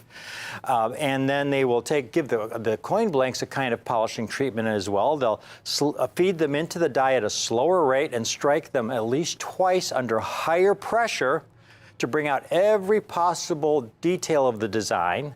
And then, most importantly, they aren't dumped into bins as commercial strikes are, but they're individually handled. Now, nowadays, when you acquire a proof set from the U.S. Mint, you have to order them from the Treasury. They truly are state-of-the-art. Here's a set that's struck in 1991, folks. This is what I would refer to as the modern era, when technology was so advanced at the San Francisco Mint, and the packaging was very advanced. So here you have a set that's over 25 years old, and the coins look like they just came off the die. They're absolutely superb. High grade, at least proof 68. So this is what a proof set should look like today, with today's technology. Now, the only downside to owning these sets in this modern era is that, they strike, usually around the 2 to 3 million, 4 million sets a year for collectors. The only downside is the quality is so good that when you buy these sets, they're all high grade. So if you took all the 1991 Jefferson Nichols struck, for example, and submitted them for grading, they would all grade proof 68, proof 69, a few proof 70s, without exception. Now, the era I'm really interested in, though, is that era in the mid-70s and earlier, when the proof technology was not as advanced as it is today. And especially those proof coins struck from 1950 to 1964, because these were the last proof coins struck at the old Philadelphia Mint, using old technologies that were really not much different from the technologies that they used to make proof coins back in the 1800s. It's so really surprising, the differences in this small period in time, the differences in technology, the differences in packaging.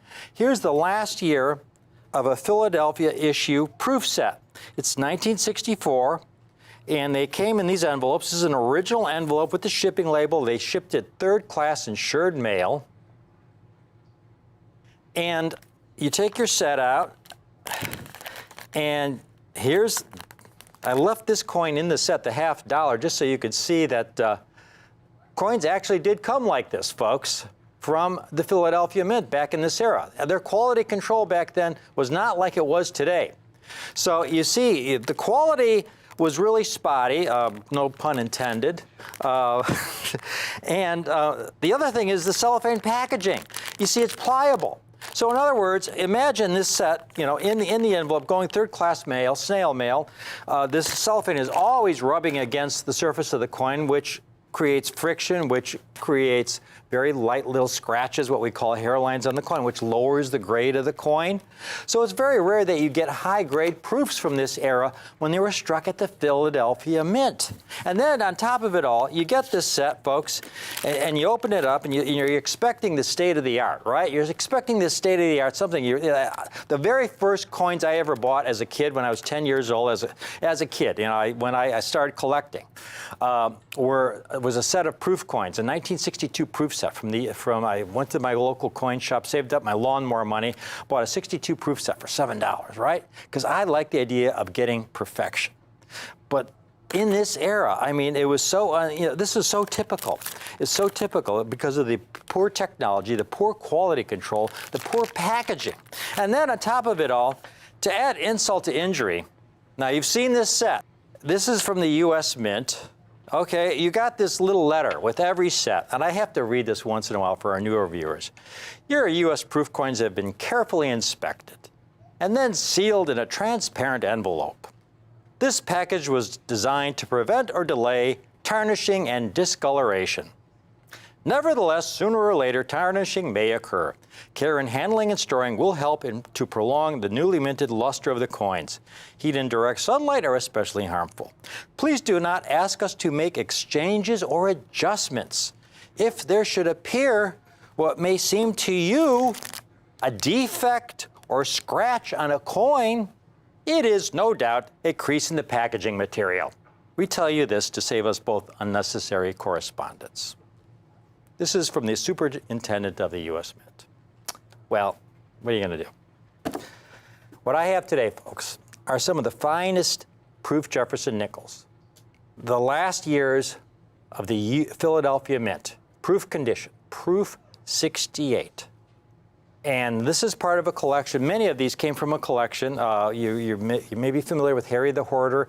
He had some incredible collections of United States coins, 55S pennies and MS-67 red. That's the highest grade NGC's ever given that date. He had over 1,000 of them. You know, rare coins. He had over 1,000 55S pennies in MS-67 red. He had several thousand war nickels in MS-67. The guy was he wasn't just a hoarder. He was a sharp, astute buyer with a great eye. And he put away, finally, I was able to acquire some incredible proof sets that he accumulated over many, many decades, beginning around 1970 when he started cherry picking the sets. Take a look at these coins that I have for you today, folks. These are my cherry picker specials, some incredible 1961, 62, 63, and 1964 Jefferson nickels.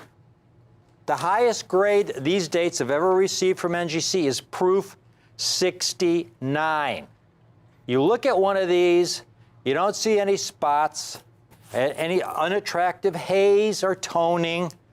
Despite, again, struck in 1964. This coin is over 50 years old now, folks. This is struck from an earlier era. Every single one, flawless to the human eye. The only way you might see the tiniest little hairline would be to get it out of the holder and look at it under a magnifying glass. That's a 64. And you can see a 63 there, 62, all the same quality. 61, let's show them the 61, Sasha. Got to move quickly on this. I'm going to price these out to you right now, folks. There's the 61, that's a little tougher. That one's a little tougher. Here's, Sasha's got the populations on these here for you to show you how many have been graded by NGC. And you can see in proof 68 condition, the 64 is the least difficult of those early years. 64, that final year at the Philadelphia Mint, the quality definitely improved over the previous years. They've graded 3,500 examples of the 64 nickel, only 1,500 of the 63 and the 62, 1,600 of the 61. So those earlier years are considerably more elusive in high-grade proof 68.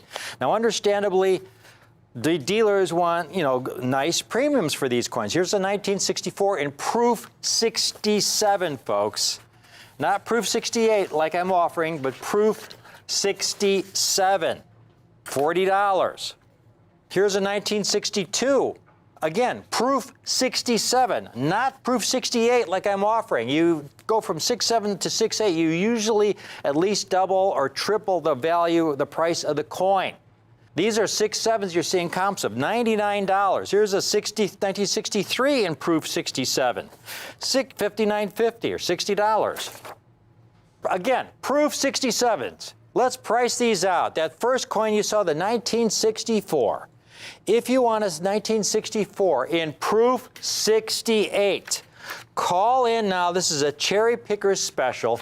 This is the time where I've set this presentation up so that if you are on a limited budget, but want to take advantage of a great numismatic opportunity where you get a beautiful, top quality, rare U.S. coin for an incredibly low price, this is the time to do it. I've gone through these, and you're getting some of the finest surviving proof Jefferson nickels from the early old Philadelphia Mint era.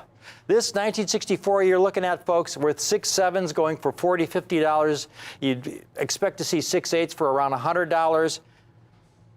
$29 for this 1964. $29 for this 1964, not in proof 67, but proof 68. Now, it gets even better because you don't have to buy the 1964 if you don't want to. If you want to get a different date, like the 1963, for example, if you want the 1963, well, guess what? You can pick that date as well. If you don't want that date, it's also only $29. Despite the fact that it's twice as rare as the 1964. It's still $29. $29. So there you've got the 64 or the 63. Take your pick, $29. Get both of them. If you want to build a set, this is the time to do it because that 62 you see there, it's actually a little bit more difficult than the 63 as you go earlier in the years, but it's also, again, you saw the one on eBay, $99 from a top-rated seller for a 6/7. Here's a 6/8, $29. $29, again, folks, because it's based on my cost. When I bought this collection, it was a cherry-pick collection. I submitted the finest examples. I got the good grades, so my cost was much lower than normal. Normally, I would have to sell these coins for considerably more, but when I get a great deal and I can pass it on to you, like this is exactly what we're doing today. And then we've got the 61, folks. The 61. Highest grade ever is proof 69. Here's a 61 in proof 68, also only $29. $29. That means that you get all four. You can own all four of these in proof 68 for only $116. There are dealers asking just about that much for a single coin in proof 67. Think about that. Think about the opportunity you're getting today. Now, I do have to have one little caveat on this. If you just want one date in particular, say in 1961, you can certainly buy that in 1961, but it's a limit of one coin per customer. In other words, I can't have somebody calling in and saying they want 45 1961 nickels in proof 68, because what that would do is clean me out, and then everybody calling in who wants sets, we would not be able to fill those sets because we'd be out of the nickels. So if you just want one date, you can get one date, but there's only a limit of one per customer. However, if you want to get the sets, you can get 10, 20 sets if you like. But don't stop here. If you're calling in now, don't order quite yet, folks, because it gets even better. We go to an earlier date, the 1960. This coin, again, the mintage drops in half. As you go earlier in the proof series, the mintages get lower and lower. They've graded around 1,500 examples. A mintage of only 1.69 million. Notice how the mintages drop as you go into the 1950s. That's because as you go into the earlier 1950s, folks, we had a country that was just coming out of World War II, a lot of young families that couldn't afford to collect. And it wasn't until the early 60s when these families got established in their businesses and in their work, when they began to really earn some significant income, where the middle class really began to blossom. Home ownership exploded. A lot of people owned 2 cars, television sets. All that came around in the 50s and early 60s. So as you go into these early 50s, you don't see as many proof sets being acquired because people couldn't afford them. So you got the 1960 here, folks. Take a look at this coin. If you want to add a fifth coin, the 1960, even more elusive, this coin should be more expensive than those last 4 dates that you saw. The 1960, where they struck about half as many as the 61, 62, 63, and 64. This 1960, it's not sold separately because, again, I have limited quantities when we get to these earlier dates. But if you want to add it to that set of 4, I will add it to the set of 4 for only an additional $29, the same price, $29, $145 for the entire 5-coin set. The entire 5-coin set. That's $145 when if you would shop around, you could buy these sets in 6, 7 and pay $300, $400. And here's an incredible 6, 8 set, 5-coin set for $145. But don't order just yet. All the operators there, just tell everybody calling, tell them to hold on just for 1 second. Take a look at this. We're going back in time, folks. Now we're going to go into the 1950s. What a great time to build an amazing set of proof Jefferson nickels in proof 68 condition at a price you will not find anywhere else. I will add these dates, the 1959, 1958, 1957, and 1956, all in the identical proof 68 condition, every one the same, amazing, flawless to the eye quality, no haze, no spotting. You know, I get so many proof coins offered to me, folks, in high grade that have haze or spots or unattractive toning. These are all as brilliant and flawless as the day they came off the die, like they were struck from the die and you caught them on a velvet pillow and stored them perfectly over the last 55, 60 years. This is an amazing quality. Now, these earlier dates, I mean, the mintages are much, much lower. Again, you have a lot of these that had fewer than 1 million struck. Fewer than 1 million struck. So dealers understandably ask considerably more. Only in 1959, only 1,400 examples. 58, 1,400. 57, that was a high point, 1,800. And the 56, 1,500. A lot higher percentage of those have been submitted because they are rare dates. But you see there, you have a couple dates there, especially the 58 and 59, really difficult, 1,400 each. So you got dealers, top-rated dealers, selling these. Here's the 1959, proof 68. Just the 1959, $199. At the other end, here's the 1956 proof 68, $200. So, you know, $399 just for those 2 coins. $399 just for those 2 coins from a top-rated dealer with over 5,000 happy customers, 100% positive feedback, meaning they liked his coins and they liked his prices. Here's the 9-coin set. You had been paying $29 a coin, folks. You get the 9-coin set with these 4 rare dates, and the entire set is $27.66 a coin. $249 for the entire 9-coin set. Okay, now you're saying, all right, now I'm all in, now I'm buying. One last coin I'm going to add to this set. This is where I got really lucky because Harry had some 1955s and an abundance of 1955s. He really focused on that date because he knew it was a semi-key date. They only struck 370,000 1955 proof coins. It's a much tougher date. So number one, the mintages were a lot lower, and the packaging was terrible. Now Harry had a bunch of these, and so he's added to that population. As you can see there, 2,032 coins. You know, several hundred of those are Harry's, okay, from that estate. They came in these boxes, folks. This was the packaging used 1955 and earlier. We call it the box set era. Half of the 55 sets came in flat packs, half of them came in these box sets. And these box sets were even worse than the flat packs. This is an original box set from 1955. They were wrapped in tissue paper, and then each of the coins came in this little envelope where a lot of them would tone and discolor. It's terrible packaging. They only used it for about 1.5 years. Because of the problems with this packaging, this polyvinyl, whatever it was an oil-based type of material. It would leave a residue on a lot of the proof coins and just ruin the coins. A lot of the coins you'd send for grading, and it would say PVC on it from the residue from this packaging. So a lot of these 55 nickels are destroyed. So when you see a 55 nickel, a lot of dealers want significant premiums. Here's a 55, again, a top-rated seller.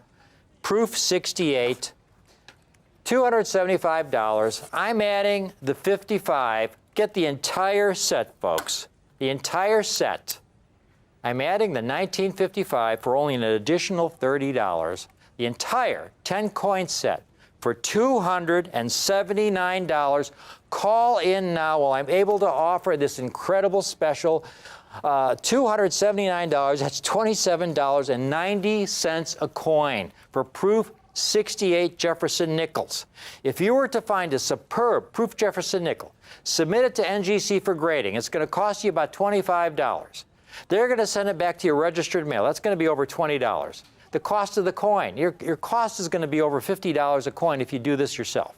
If you go shopping around, you're going to pay anywhere from $50 to $200 a coin for the coins you see here. Yeah, buying them individually at coin shows. I mean, you might put a set together, but it's going to cost you, for the entire set. If you get really lucky, $500, $600, $700. If you get lucky and you find some great coins at low prices. And here you got the entire set for $279. And I got to tell you, these cherry picker specials that I've done on the Jefferson nickels, the Lincoln cents in the past, the Roosevelt dimes, the Washington quarters.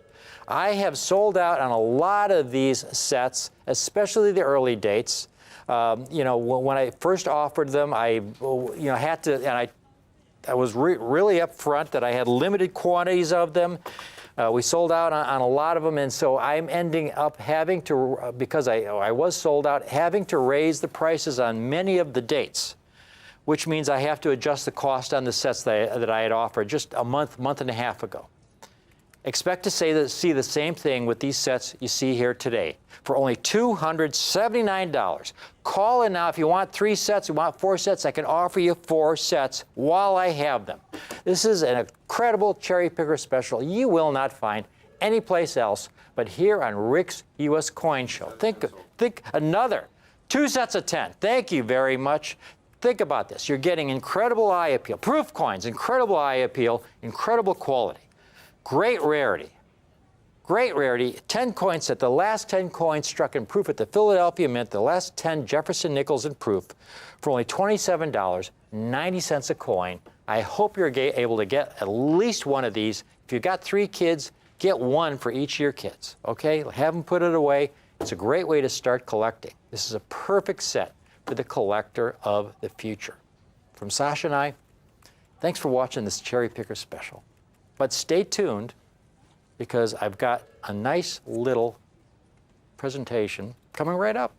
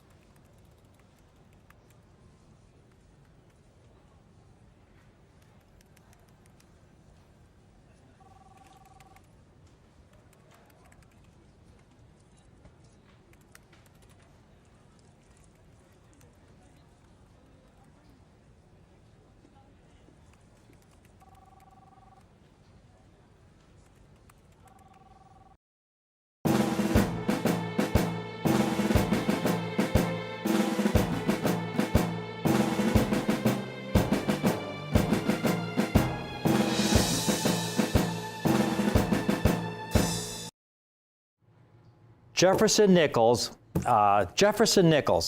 again, are really hard to get, difficult to get in high grade condition because of the hardness of that nickel planchet. So to get a Jefferson nickel, a Proof Jefferson nickel in Proof 68 is sensational. And we just had a presentation on some Proof 68s at a great price. I mean, we went through thousands and thousands of Jefferson nickels to get these 68s. Out of that group, we have a handful of sets in Proof 69 condition. And these are so rare, folks. Take a look at the chart here where we show you the populations, and you'll see exactly what I'm talking about here. These are the combined NGC and PCGS populations for all the Jefferson nickels struck in Proof from 1955 through 1964. How many have been graded in Proof 68 and how many in Proof 69?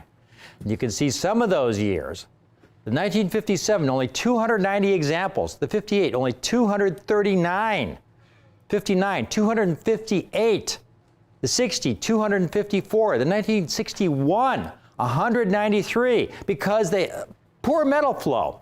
Poor metal flow. They would strike the coins because the hardness of the planchet, you wouldn't get all of the metal flow into the deepest parts of the die, so you get some bits, a little bit of pitting in the high points. And so if there's any kind of pitting whatsoever, you can't get a proof 69.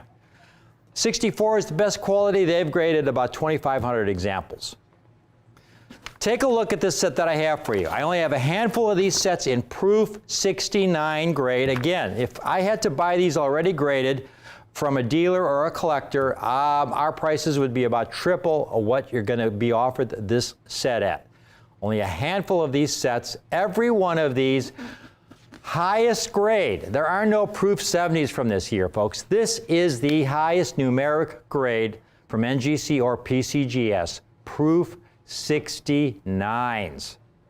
This is outstanding, top of the line. These are the very best from our work in the trenches, I call, looking at these under a halogen light, one coin after another. There you see the 61, fewer than 200 graded. The hardness of this nickel planchet, it's very difficult to strike one of these up. A lot of them also were mishandled. So there are very few graded in proof 68 and only a handful in proof 69. Kimberly just has a few comparables for you folks. And just to give you some idea, these are top-rated sellers on eBay. There's a top-rated seller with a 1955 proof 68, $274 for a proof 68, 1955. There's a 1959. Again, proof 68, $199 for a proof 68. So that's $400 or over $400 just for those two coins. $470 really. And there's a 59 and proof 69, top-rated seller, over 24,000 happy customers, $316. And again, that's a tough date, but there's several tough dates, and that's not the toughest. Here's the entire set. You're going to love this opportunity. I mean, at $300 a coin, this 10 coin set would be $3,000. At $200 a coin, it would be $2,000. At $100 a coin, it would be $1,000, and that would be a great, great price. But again, if we had to buy these from somebody else who already had them certified, who did all the work, who went through the thousands and thousands of coins, this set would be priced to you at $2,000 to $3,000. But we did the work. We went through the thousands of coins to hand select these pieces for you. We cut out all the middlemen, and I'm able to offer this entire 10 coin set. I only have a handful of these. The entire set for only $79.50 a coin. $795 for the entire 10 coin set. Now, we just had, the lines have just lit up on this all of a sudden, $79.50. This is the kind of price, folks, that you can buy one of these sets, and if you're a part-time collector dealer and like to set up at your local coin show, you can buy a couple of these sets and probably get double what you paid for. I mean, this is a great, great opportunity for a collector if you want to hold on to them, if you want to resell them, whatever you want to do with them, it's up to you. But this is really a ground floor opportunity for some very, very rare Jefferson nickels with tremendous, tremendous condition rarity. Tremendous condition rarity. Again, I only have a handful of these sets. We have fewer than 15. We have already sold, it looks like 5 of them. Every one of these coins, folks, as pristine, haze-free, spot-free, hairline-free as the day it was struck. It was like as if you were at the Philadelphia Mint back in 1955, and you were there as the coin was struck, and as it came off the die, you caught it on a velvet pillow. That's the best analogy I can give. I mean, how else are you going to get and not only that, but you have to get one of the examples that were fully struck, because again, so many of these, because of the hardness of the nickel planchet, it would have very slight pitting on the high points, especially along Jefferson's jawline there, the high point of the planchet, because that's the deepest portion of the die. And the hardness of that nickel plancher was such that you wouldn't always get complete metal flow to the deepest portion of the die on these coins.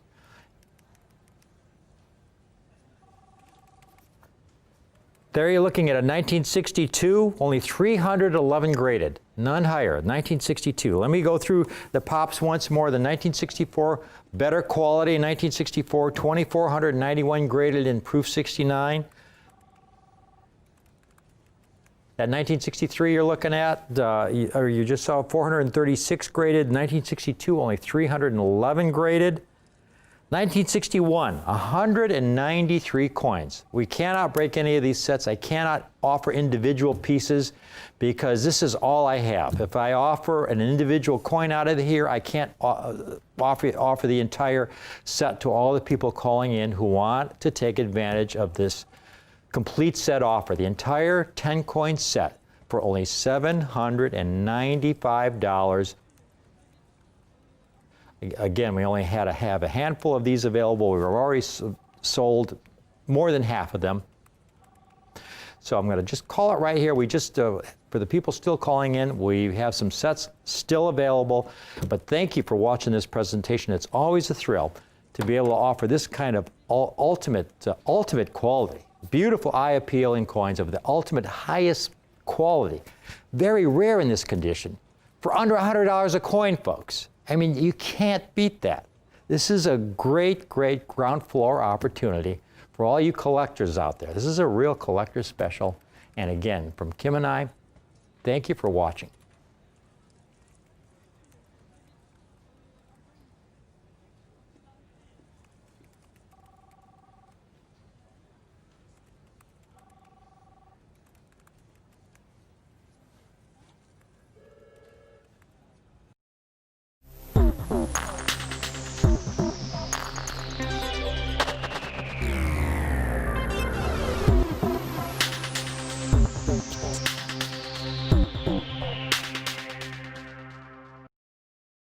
Today, I have a coin I never thought I'd be standing here holding, let alone being able to offer you. These stunning gold coins that I have here were all but lost not even a decade ago, until the release of an unprecedented hoard in 2012. Now, the thing about hoards are that they are incredibly difficult to come by, especially hoards that consist of gold coins. And that's exactly what I have for you. Gold coins from a 100-year-old hoard that no one even thought existed. These are coins that are actually so rare that at one point they were thought to be no more than some sort of legend or myth. But today's presentation not only proves that these coins are in fact real, but gives you the opportunity to own one of these exclusive gold treasures at a collector-friendly price.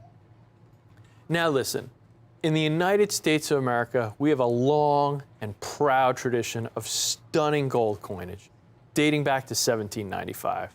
Canada, on the other hand, didn't start striking their own gold coins until 1912. This decision was brought on by the Klondike Gold Rush. On August 16, 1896, gold flakes were discovered in Bonanza Creek in western Yukon, Canada. Over the next 3 years, approximately 100,000 prospectors migrated to the Yukon region in what essentially became the Canadian equivalent to the California gold rush of the 1850s. With so much new gold flowing through their economy, the Canadian government decided to strike their first gold coin series, known as the George V series. Unfortunately, this series only lasted until 1914, when World War I officially started.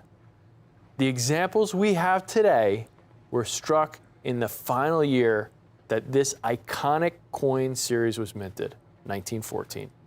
These coins are the 1914 George V Canadian $10 gold pieces.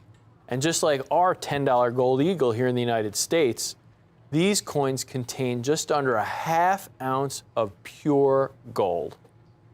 And with only 3 years of issue for this series, you can just imagine how few of these coins actually exist.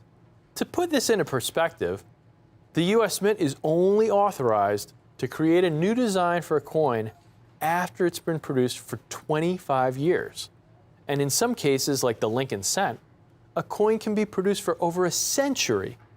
So, to help preserve the economy of their country, the Royal Canadian Mint decided to hoard the limited amount of gold coins that they produced. And this is where that mythical status of these coins comes in. For the next century, these mint state George V gold coins gained an illustrious reputation because almost no one had ever seen them before. The closest we got was hearing stories about them. Honestly, these gold coins were all but lost, and collectors had long given up hope of acquiring a brilliant uncirculated example of a George V gold coin. Now, the only American hoard that I can think of that's anywhere close to the Bank of Canada hoard is the GSA hoard, or General Services Administration hoard, of Morgan silver dollars that was released in the 1970s. This prestigious hoard revived many issues of the Carson City Morgan dollar that most collectors believed they would never have an opportunity to own. The GSA hoard, however, contained nearly 3 million of these Carson City Morgan dollars, fulfilling collectors' dreams of being able to affordably acquire some of the most sought-after Morgans ever minted. Now, let's compare these numbers to the Bank of Canada hoard that was released by the Royal Canadian Mint in 2012. This unprecedented discovery of 245,000 George V gold coins, dated from 1912 to 1914, is already 10 times smaller than the GSA hoard of Morgan dollars. But the Canadian Mint decided to take this to the next level. The Mint knew these were legendary coins with a distinguished reputation, so they didn't want to just release every example regardless of its quality.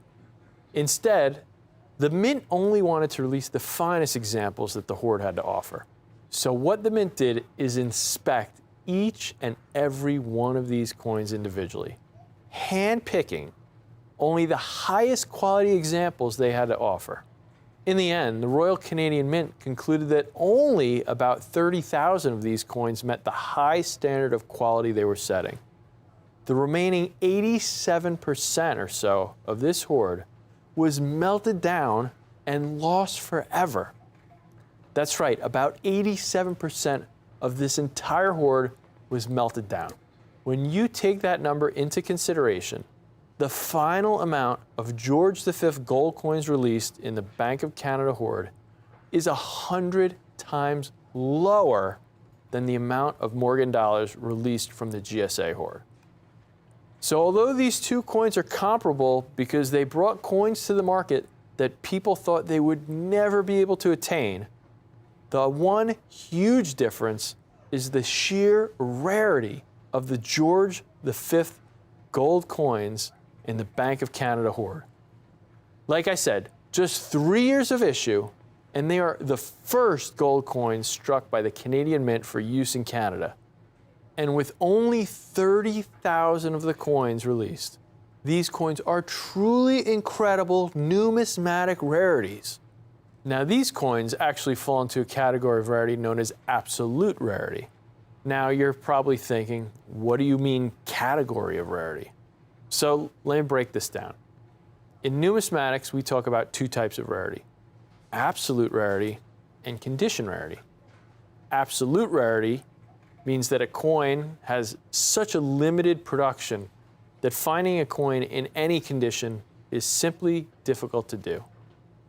Condition rarity, on the other hand, is achieved when only a limited amount of coins are available in high grades. And with only 30,000 George V gold coins released in total, these coins are undoubtedly absolute rarities. Out of the 30,000 surviving coins of the hoard, 24,239 of them were of the $10 denomination. This denomination, like the $10 gold eagle of our country, contains just under a ½ ounce of gold at 0.4838 ounces. Now, we don't have specifics on how many coins were from 1912, 1913, and from 1914, but with a total of under 25,000 $10 coins in the hoard, any example of any date in any grade is certainly a rare numismatic treasure. Again, these coins are a perfect representation of what absolute rarity means in the numismatic world. As I mentioned, these coins were each individually inspected so that only the highest quality ones were released. Now, on the Sheldon scale, which is the 70-point scale that coins are graded on, anything above a grade of 60 is considered mint state. Mint state coins, also known as brilliant uncirculated coins, are the top of the line. They're known to show absolutely no wear from circulation. But today, our coins aren't graded mint state 60 or mint state 61 or even mint state 62 for that matter. Our coins are graded in choice brilliant uncirculated, mint state 63 condition. And just look at these beautiful examples. Stunning examples in great condition with beautiful luster. And they are some of the only ones to exist. Let's take a closer look at these coins. The obverse of these coins depicts, the bust of King George V brandished by a crown, accompanied by the words de gra, which is short for de gratia, means by the grace of God, and rex et ind imp, which is short for rex et India imperator, which means king and emperor of India. With this being a Canadian coin, you're probably wondering why a king of the United Kingdom would be displayed on the obverse, but that's because Canada was a part of the British Empire for hundreds of years before declaring their independence. Now, if you don't know who George V was, he was the king of the United Kingdom from 1910 to 1936, and he was a fantastic leader. Originally a Navy man, George V came to power just before the start of World War I and valiantly led his country through the global conflict. What George V was most known for, though, was bridging the gap between the upper class and the middle class. He was a man that didn't act in favor of royalty, but instead leveraged his rule in a way to advocate for the people of his country. For this reason, he's been remembered as one of the greatest and most celebrated kings of the United Kingdom. Now, the reverse bears Canada's coat of arms as it appeared on May 26, 1868, under the rule of Queen Victoria. Behind the coat of arms are two maple branches. The shield of the coat of arms is split into four parts, each representing one of the four provinces of Canada. Ontario is depicted with 3 maple leaves below the St. George Cross. Quebec is depicted with 2 lilies, a lion, and 3 maple leaves. New Brunswick is depicted with a ship known as a galleon and a lion. Nova Scotia is depicted with 3 thistles and a salmon. Of course, the reverse also shows the inscriptions of Canada, 1914, and $10. This is a chart I made that has the mintages of some of the popular $10 coins that we've sold here at Rare Collectibles TV, comparing the mintage to this 1914 Canadian $10 coin. So you see some of these coins, 1932 $10 Indian head gold eagle, over 4 million, almost 4.5 million coins. The 1907, you've got 1.2 million, so on. You've got 1915, 14D, 1908, all in that 350,000 coin mintage range there. And then you see this Canadian $10 coin with this low, incredibly low mintage of only 140,068 coins. 140,000 coins. I mean, think of how rare this is. Well, let me show you some of these coins here for comparison's sake. Here's a 1908 with motto. Same grade we have here, mint state 63. You can see the mintage is more than double of our Canadian coin here. And that one sold for over $4,000 in mint state 63. Here's a 1915, again, more than double the mintage, same exact grade, sold for over $2,700. Here's one also, this is a 1908D. This is a coin with a mintage of over 800,000. And this one's only graded mint state 62. This one's almost $4,500. So I'm sure you're wondering, well, what are these, these Canadian coins should be at least this much money. They're American coins, they'd probably be double with a mintage that low. But, let me show you. Some of these are very affordable. Well, first let me show you how popular Canadian coins are, though. Here's one that was a little bit higher grade. This is an MS-65 a few years ago. Went for $20,000. That's before the Hoard came out. Now look at the same exact coins we have here today, same grade. These coins are so affordable. They're less than $2,500. Here's $2,300, $2,338. Here's another one, $2,300. Like I said, you see comparable US coins with even much lower mintages selling for $2,800 to $4,500. So these coins are a great value when you consider just how rare these are. Now compare these coins to the original mintage of the 1914 George V, which is only about 140,000 coins. I mean, that's already twice as low, like I said, of the 1914 and 1908 Indian heads. But keep in mind, though, that the surviving population is significantly less than 140,000 due to the massive melts that occurred because of the Bank of Canada hoard. Like I said before, these coins are they're just unreal. These are rare specimens. Depending on the grade, these coins can go for quite a bit of money. I showed you an example that sold for just under $20,000. And here we have some other examples I showed you that were almost $2,400, $2,300.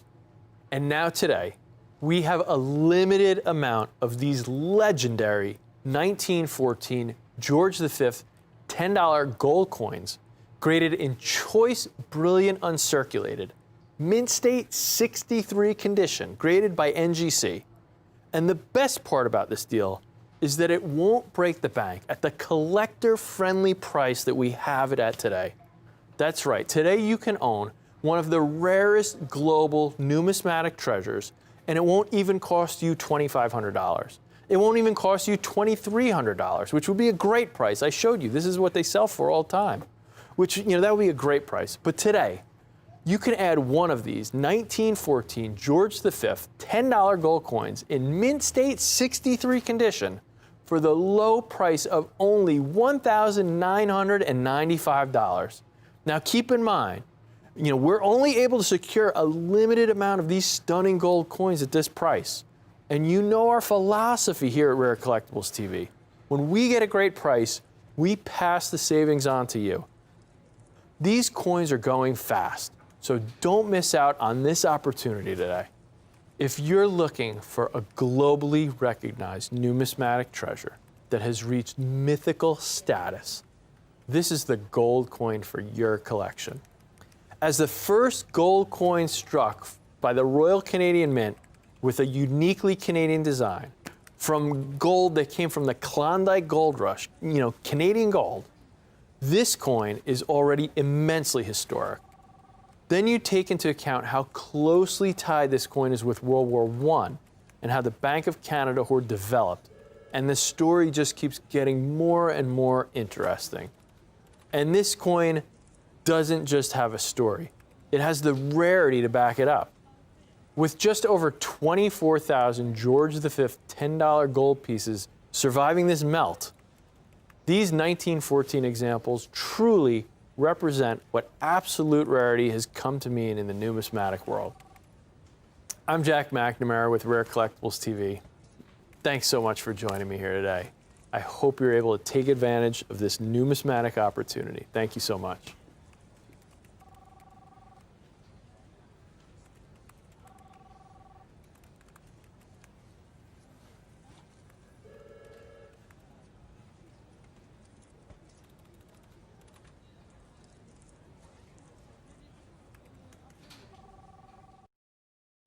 Rick Tomaska, knowledgeable, honest, sincere, author, PNG member, coin expert, passionate numismatist for 35 years, and founder of Rick's U.S. Coin Show on Rare Collectibles TV. I love proof coins. The first coin I ever bought in a coin shop was a 1962 proof set.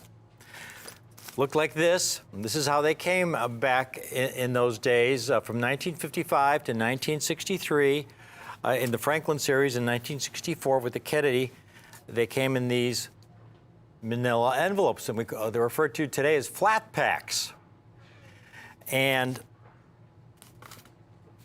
I remember I paid $7 for it, and I brought it home to show to my dad, and he took a look at it, and he's looking at the coins. Here's the cellophane envelope that came in. This is a 1958 set, and they were struck in 90% silver.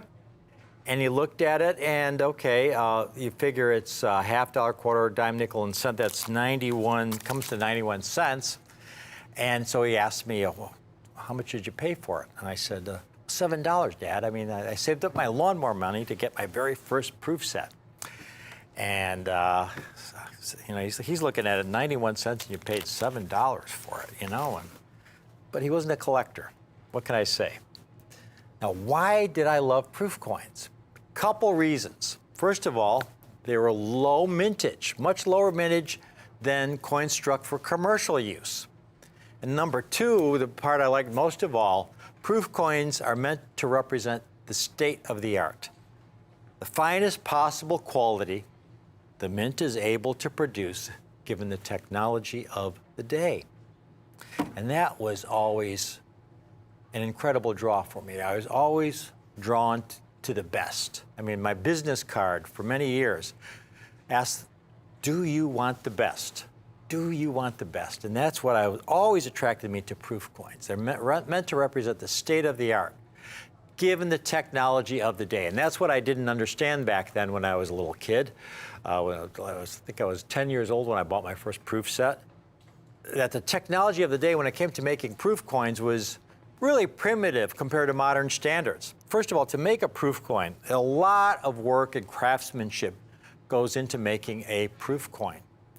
The mint will take, for example, beginning with the dies, they'll take these dies and they will polish them until the dies actually have a mirror-like finish.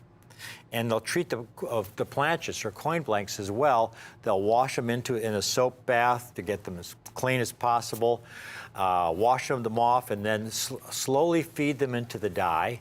And most importantly, when the die comes down, it comes down with higher pressure, about 200 tons of pressure for a $50 blank. And they'll strike them at least twice under this higher pressure to bring out every possible detail of the design. And then most importantly, whereas coins struck for commercial use, mint state coins are struck once under lower pressure and then ejected into a bin where they abrade with other coins. They go through coin counting machines, they get dumped into bags. Proof coins are individually handled. They're not allowed to abrade with any other coins. So you see the coins in these sets, each coin is in its own compartment. Now in appearance, what's the difference between a really nice mint state coin and a proof coin?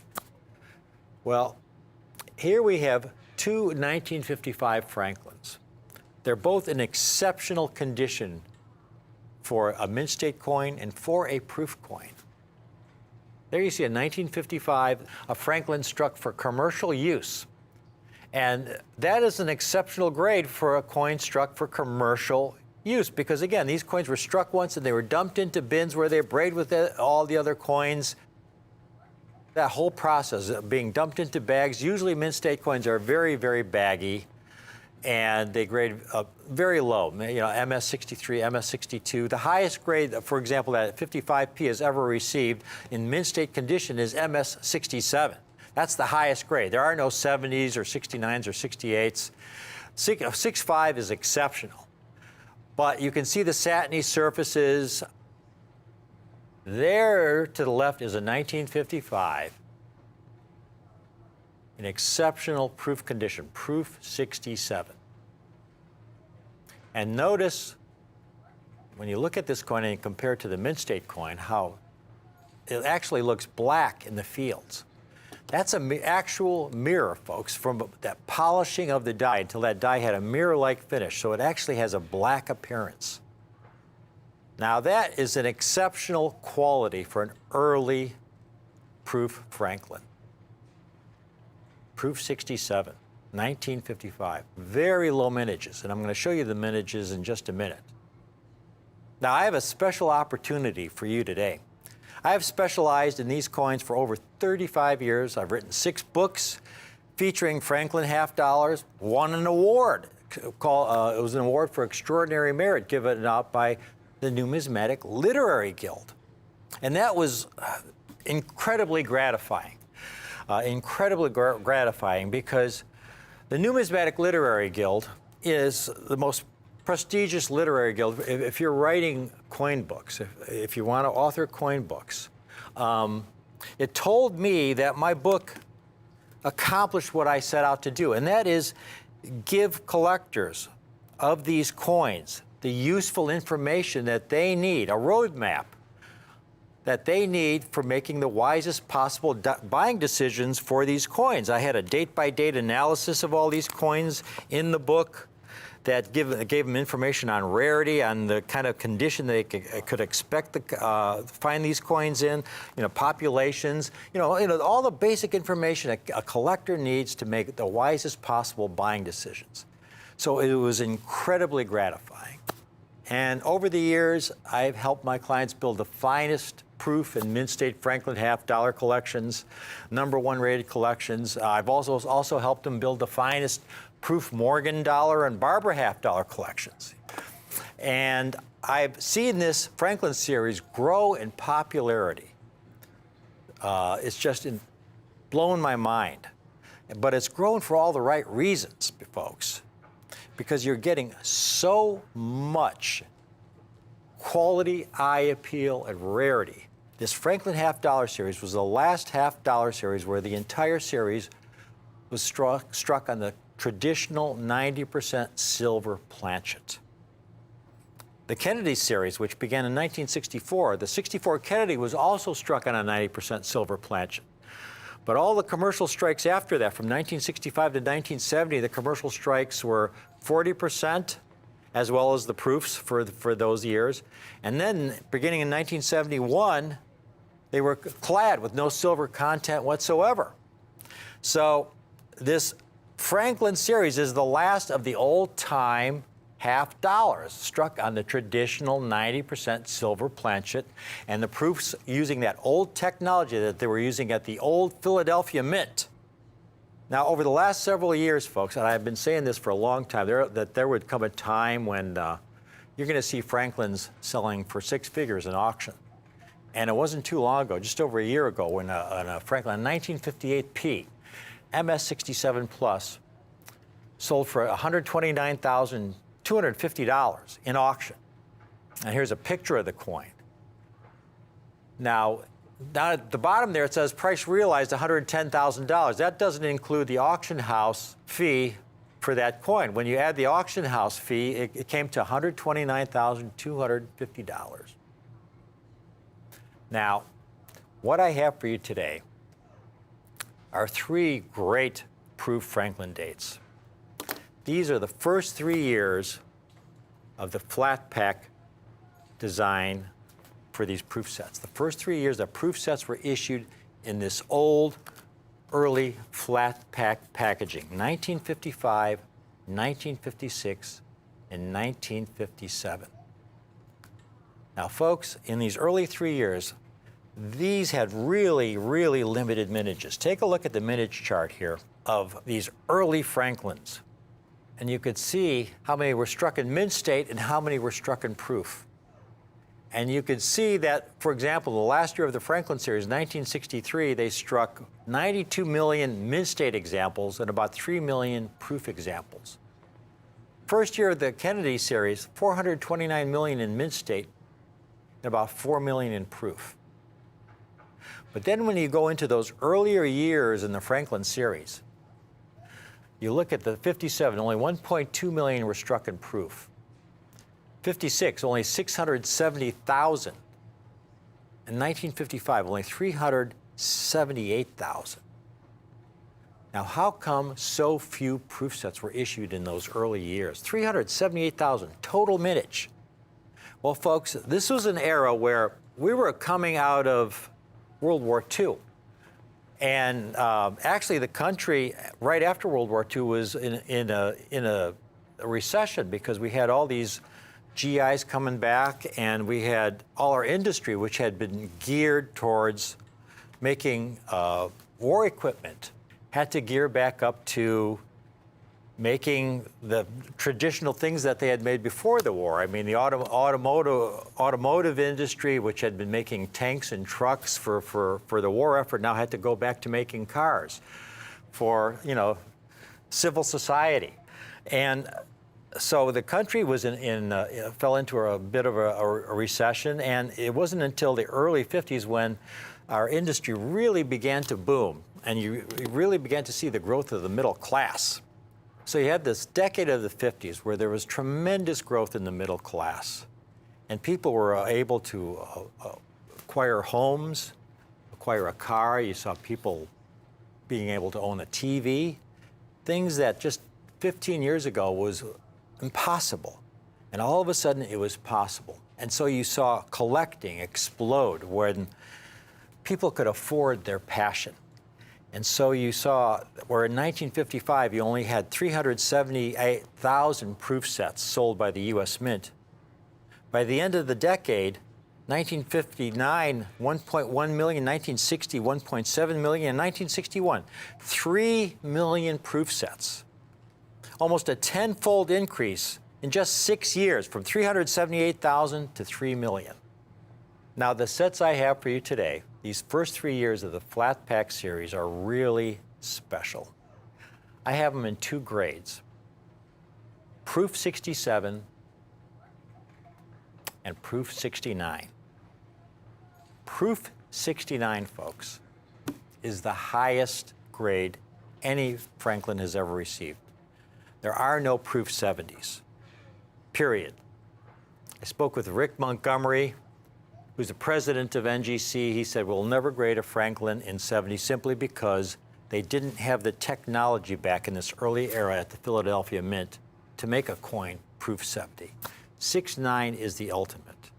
And Proof 69 Franklins, folks, are extremely rare. In fact, if you look at this population table, over the entire Franklin series, they struck almost 16 million proof coins.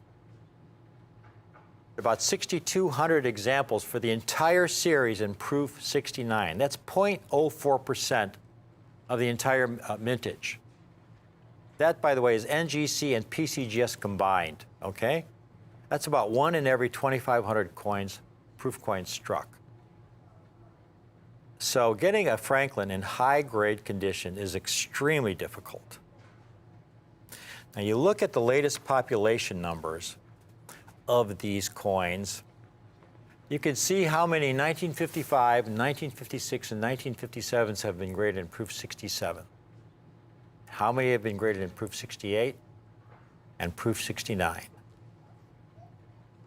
Now the coins I have for you today, though, are extraordinarily special, because those are the combined population numbers for all the Proof Franklins certified to date.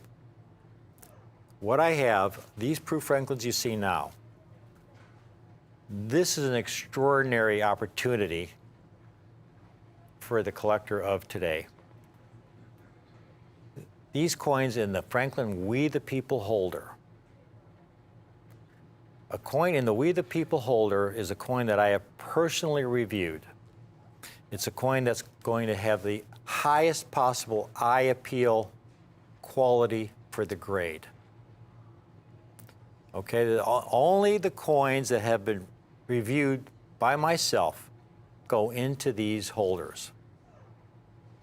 And I'm very, very picky about that, folks. You have to understand that I love proof coins. I love Proof Franklins. And it's because of that love that I have for this series that I really am very conscientious about the kind of coins I offer you folks, the future collectors of these coins. And I want you to have the best possible eye appeal and quality for the grade. That's what it's all about. So for examples, we have some coins that are not in We the People holders that we have on display here. And this is the biggest problem with Franklin half dollars and mint state or proof, or for any coins for that matter. You could talk about proof walkers. They have the same kind of issues where they have a lot of unattractive toning.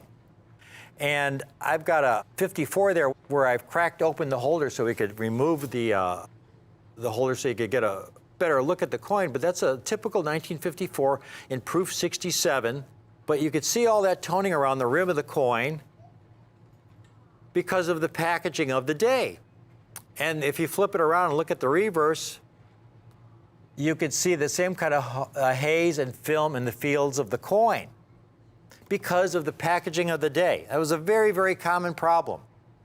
But it's still technically, it's a correctly graded coin. It's a proof 67. But we have the same issue, for example, with Walking Liberty half dollars. I've got a couple Walking Liberty half dollars there we're going to show you. Same kind of issue. There on the left is a Walking Liberty half dollar in proof 66. But look how deeply mirrored it is, like it came off the die. This is how I want a proof coin to appear. You know, I mean, when you buy a proof coin, you expect to get a coin with deeply mirrored fields and spot-free surfaces. And that's what you have with this 1940 in proof 66. But then look at the walker to the right. It's correctly graded. The grade is accurate, okay? It's a proof 67. But because of the packaging, look at all the film and haze in the fields of the coin. But again, eye appeal is so important. When you get a coin that's proof 67, it should look really nice, really attractive. I mean, yesterday, I had a 1950, which is the rarest date, the rarest Franklin date in proof 67 condition of a 1950 and graded proof 67 arrive in my office. And I was thrilled to get this 50. I'm looking at, I was, you know, because I wanted to buy one, and if it was really nice, I would submit it to NGC and have it encapsulated in a We the People holder. But I got the coin, and it had a lot of that filmy toning in the surface. So I had to reject it, you know, and you know, you hate to reject the 1950 and proof 67. They're really, really rare. But there is a standard I'm applying to these coins. They have to have that original as-struck look when they first came off the die 60 years ago in this case, 60 years ago. And that's what you're getting with these coins. And that's what makes these coins so special. So NGC is in the process of tabulating the populations of these coins that are going in the We the People holder. And that's really important because these We the People encapsulated Franklin half dollars will be on the NGC population reports. Now currently these are the totals for these three dates in proof 67, proof 68, and proof 69. They're very low numbers. It's really important to understand that these are just initial numbers at this point in time. 5, 10 years from now, the We the People numbers will be a fraction, a small fraction of those total generic numbers that I showed you earlier in the presentation. They're really exclusive coins. They're the finest eye appeal quality coins. I'd like you to take a look at these, folks. These proof 67s. Again, it's so important. These coins are going to be spot-free, haze-free, as pristine as the day they were struck. That's what I'm looking for when I buy one of these early proof coins. I'm not interested in a heavily toned proof coin that obscures the proof surfaces. To me, the whole point of getting a proof coin is to get one with beautiful, deeply mirrored surfaces. Now, on the other hand, if it has some really attractive peripheral color toning, I like that. That's, you know, it just enhances the coin. But these are just going to be superb, brilliant, deep mirrored examples. Absolutely as attractive and pristine as the day where they were struck. Look at this, 1956. I mean, to the naked eye, the coin looks perfect. And basically, these proof 67s to the naked eye are going to be essentially flawless. There's going to be a very, very light hairline somewhere on the coin surface that gives it a proof 67 grade. But it's going to be so minor Again, this is as pristine and flawless in appearance as the day it was struck. And here's the 1957, the first 3 years of the flat pack packaging, these very low mintage Proof Franklins. Look at this, gorgeous Proof 67. In brilliant Proof 67, folks, this is as good as it gets. And then we have the 69s. Proof 69. This is the highest grade any Franklin has ever received. Proof 69. There are no 70s. And this 1955, in a We the People holder, is going to be such a elusive key date in Proof 69 condition. The best part of all of this, folks, is, again, I personally review all these coins. I've done all the work, I've cut out all the middlemen, and you're going to get the best possible collector-friendly price on these. Look at that, 56 and Proof 69. It's amazing. And now this literally is as flawless as the day it was struck. A Proof 69 is a coin that's essentially flawless. Why they don't give these a 70? It's just because of NGC's philosophy. They don't feel a coin struck in this early era should ever get a 70. Just, you know, no Morgan dollar has ever gotten a Proof 70. No Walking Liberty half dollar has ever gotten a Proof 70. That's just the way it is. But these are flawless as the day they were struck. They're Proof 69 grade. Haze-free and spot-free. I have a limited number of the Proof 69s. By the way, you don't see a Proof 68s in there. I don't have any of these in Proof 68. I made a presentation on the Proof 68 Franklins from this era. We sold them all. I don't have any. I have a limited number of the Proof 69s. I haven't really made a major presentation until now on the Proof 69s. But when you see the price on these, you'll understand why I'm sold out of the 68s.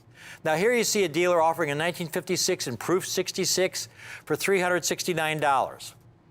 Here's one in Proof 68, a top-rated seller, $549 for a Proof 68. There's one for over $1,100. This is a dealer with 98% positive feedback. There's a Proof 68 for $810. There's a 57 in Proof 66, dealer with 100% positive feedback, a Proof 66, $449.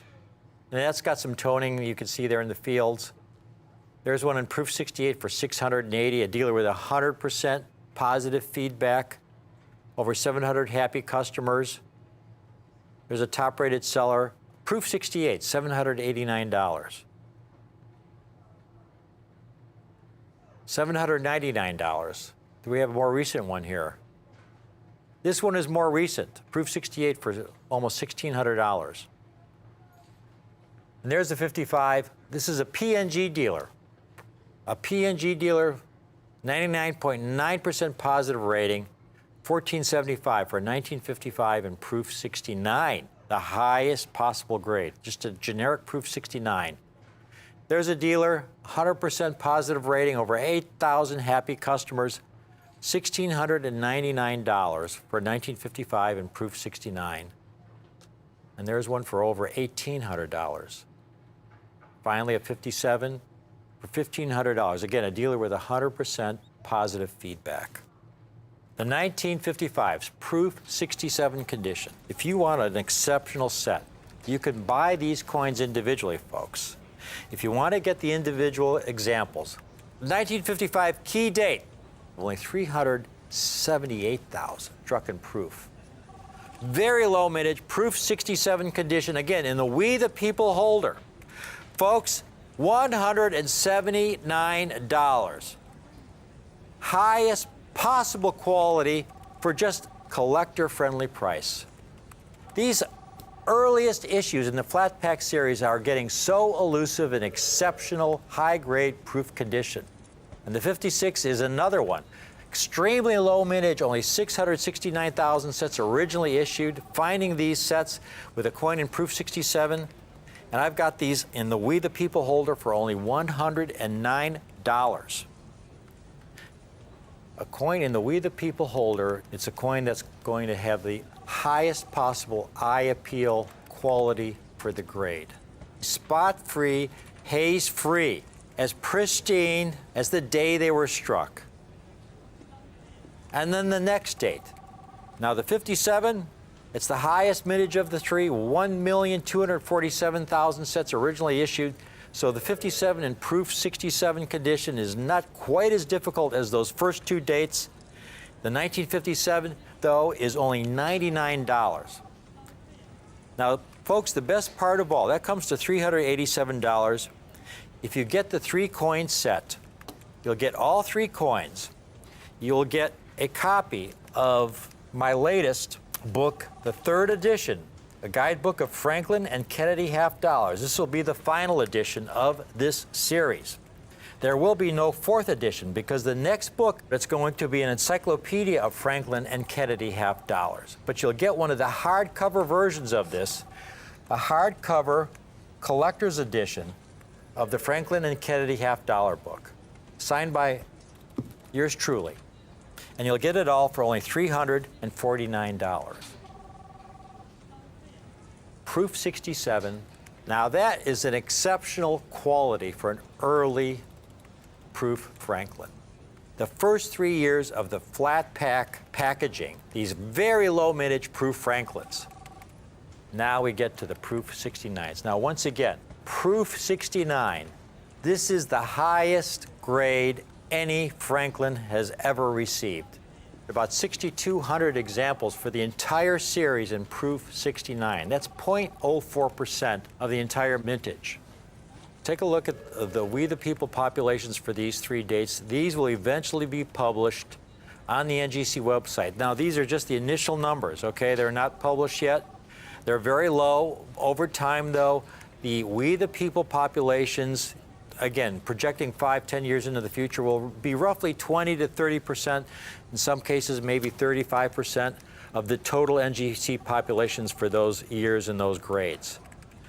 But these coins are going to have their separate population because each one is reviewed by myself before it goes into the holder. This is the way I want it to be. This is the way that it has to be because, again, this is my specialty. And I want my clients, you folks watching today, I want you to get the finest possible eye-appealing examples for the grade. So we go to the 1955, the first year of the flat pack, folks. Dealers with 100% positive feedback asking $1,500, $1,600, $1,800. I've got the 1955, proof 69 condition. That's the highest numerical grade any Franklin has ever received. This 1955, this first year of the flat pack, is $995. We've got a lot of folks calling in on this. I'm only going to spend a few minutes more on this presentation because I have a limited number of these coins in proof 69 condition. Again, those population numbers you see, we've got a lot of other pieces submitted, but the proof 69s, folks, are much, much fewer in number. So the 55 is $995. And now the second coin, the 1956, best part of all, folks, is the price. Again, this is my specialty. I do all the work. I cut out all the middlemen, and you get the middleman price. I've got these 1956s. If you just want one Franklin in proof 69 grade, the highest grade, just as a type collector, I've got them for only $395. Where dealers are asking $700, $800 for proof 68s. I've got this 69 for $395. And finally, the last coin in this set, the 1957, spot-free, haze-free. I have for only $529 for a 1957 in proof 69 condition. Now you add that up, that comes to $1,919. Now that's just about the price that some dealers are asking just for the 1955 alone. Folks, if you get the three-coin set, I can offer this three-coin set to you now for only $1,495. $1,495 for all three coins. We the People, the highest possible quality and eye appeal for the grade. The best possible eye appeal and quality for the grade at the lowest possible price.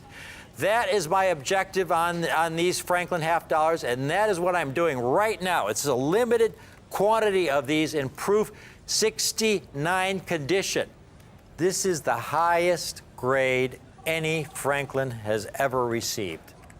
Got a lot of folks calling in. Again, these We the People holders. This is an exclusive that I have with NGC. I've been working with NGC now for over 20 years, and I've submitted more Franklins to them than anybody else in the country. And I work really closely with NGC, and they gave me this privilege to offer this custom holder with its own population report on their website. They gave me this privilege because they know that those Franklin half dollars that I submit to them are exceptional for the date and the grade. So we have this exclusive holder where you're getting the best possible eye appeal and quality. This is revolutionary, folks. And it will be reflected in the NGC report. And you're getting it at the lowest possible price. Instead of asking 10 or 20% more, I'm giving it to you at an even lower price than the competition. You're getting the entire 3-coin set for only $1,495 with the book. With the book.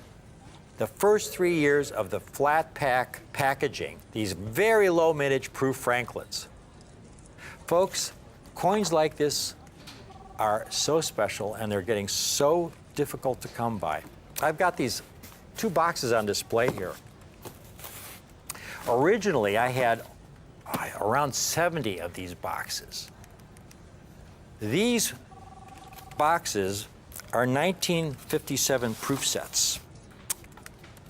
Still sealed. They were never opened. There was about 70 of them. There's 50 1957 proof sets still in these boxes. The collector who acquired these back in 1957 bought them directly from the mint, stored them somewhere, all 70 boxes, never opened them. I bought that deal, it was about 2 years ago, okay? And the coins were just absolutely pristine, they were gorgeous. But original unopened boxes like this from this era, you just don't see them anymore. So I've got these 2 boxes, the last 2 boxes from that deal, and I'm looking at it and I'm just saying, you know, I don't want to open these because these may be the last boxes from this early era that I'll ever see in this unopened state directly from the mint. 60 years old, and the sets are still in these boxes. And I'm probably just going to keep them like this because, you know, 20 years ago, deals like this would come out where you can get pristine sets. We're at the point now where virtually all of these coins have been picked through. And so coins like this, to be able to select the finest possible examples and give them to you at the lowest possible price. We've got a lot of folks calling in. We've got some people calling in for the 6/7 sets, but I think we're selling just about as many of the 6/9 sets. I have a limited number of these sets in 6/9 condition, especially the 1955. Again, that's an ultra low mintage issue, folks. They only struck 378,000 proof sets in those early years. And again, with those flat packs, so many of the coins were flawed. I mean, we've got some flat packs here. Here's a 1962 set, folks. The flat pack design had numerous problems with it. Here's your typical 1962 set. Did a poor job of protecting the coins. And the cellophane in these envelopes would abrade against the surface of the coin as well. So most of these coins stored in these flat packs for any length of time would be damaged. You know, the best way of getting a proof 69 is if you had a set that came out of an original box like this, where the sets were intact. But those things are so rare, and these, you know, this deal was so rare. These are the last 2 boxes. So if you can get one of these sets for $14.95, please call in and do so now. You get the book with it. It's just a great, great opportunity. Again, these are the finest possible Franklins for their numeric grade. I'm so pleased to be able to offer these at such a great collector-friendly price. So I hope you can take advantage of it. This is where the future is. If you want a Franklin half dollar with the best possible eye appeal and quality for the date and grade, it's going to be in a We the People holder guaranteed because it's going to be reviewed by yours truly. You know, again, this is something, an area I've specialized in since the early 1980s. I'm very, very protective of this series. I want all of our clients to get the very best possible eye appeal and quality for that date and grade. And I'm offering them to you at the lowest possible price, folks. It's just a great, great opportunity. I want you to get involved now. Now is the perfect time. Thank you for watching.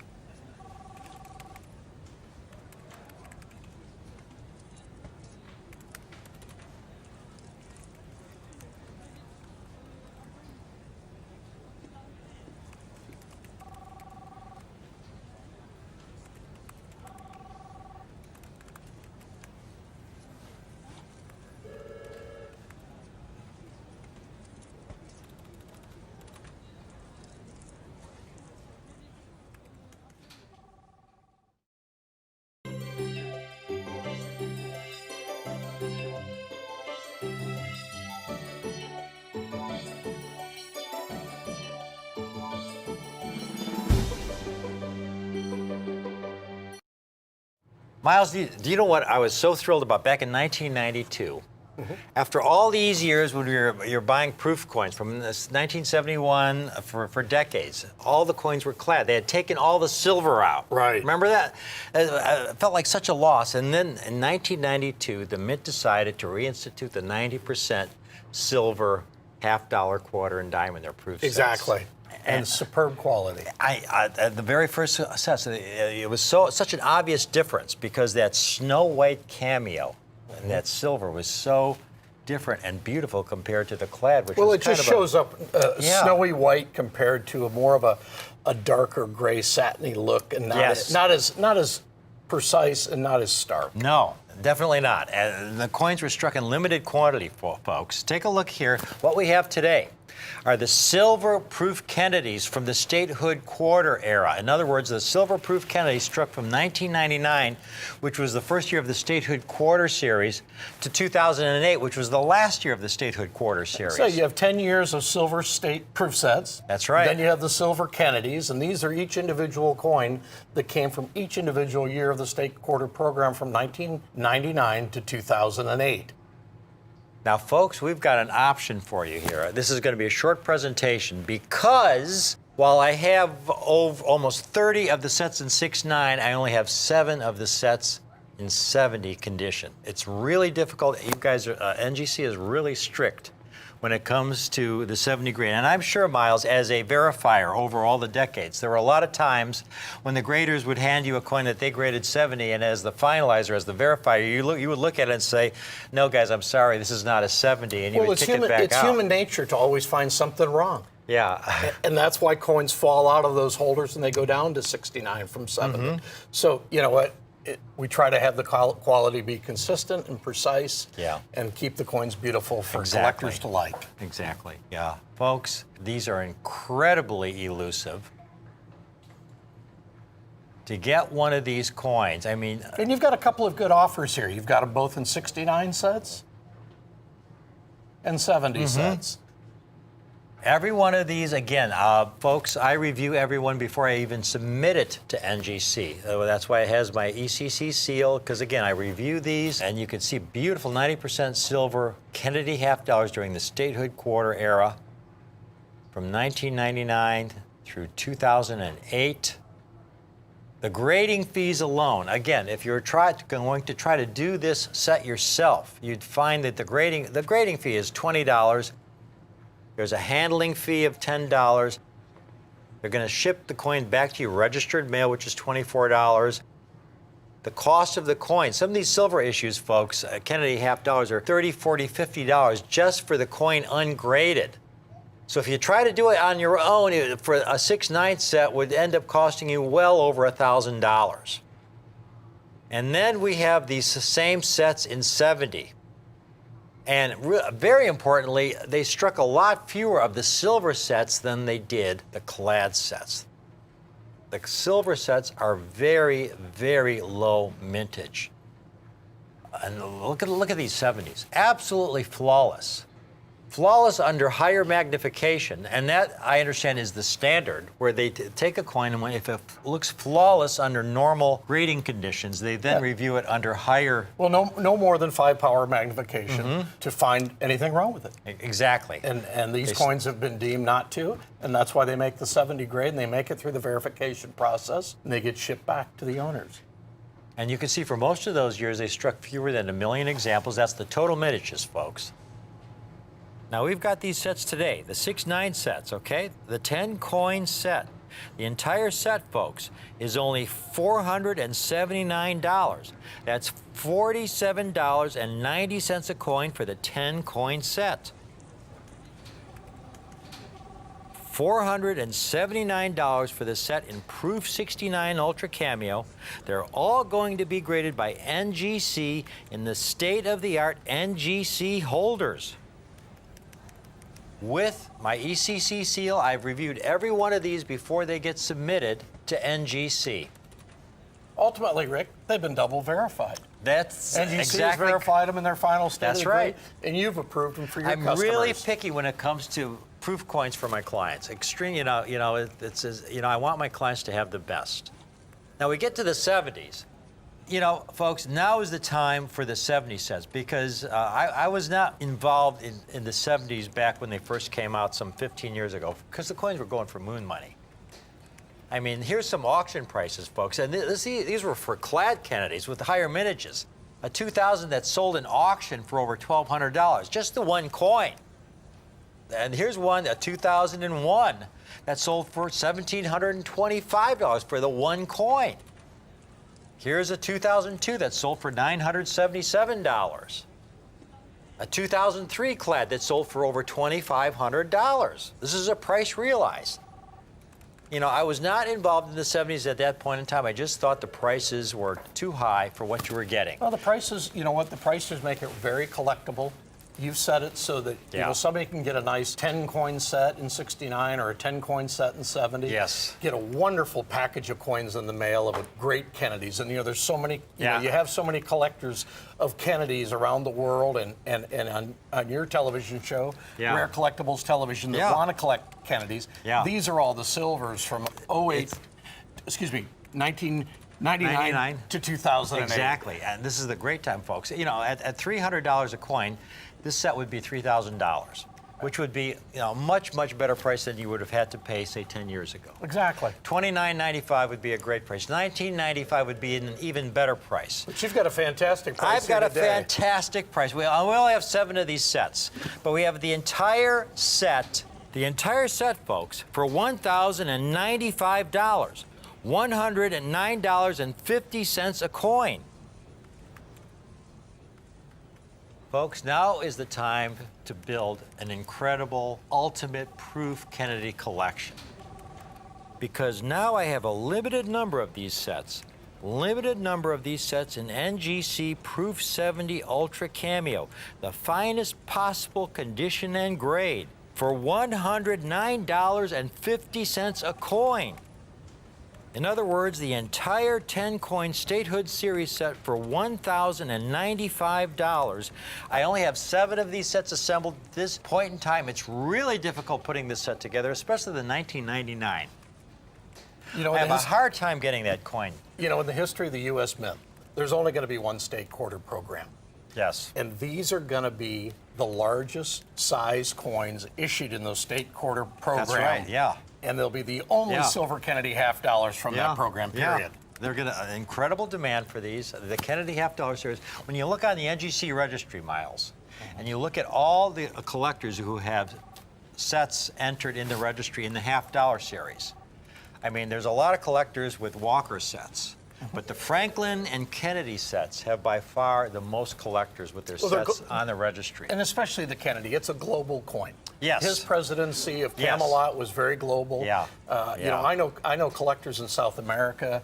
I know collectors in Europe, and I know collectors in Asia that collect John F. Kennedy half dollars simply because of his presidency and what he meant at the time. I remember when he was in Germany. What was it? Ich bin ein Berliner. That's it. Yeah, John, that famous moment in time when he visited Germany, We have the set for you today, folks. Again, a short presentation. We have these sets in Proof 69 Ultra Cameo for only $47.90 a coin. $479 for the 10-coin set.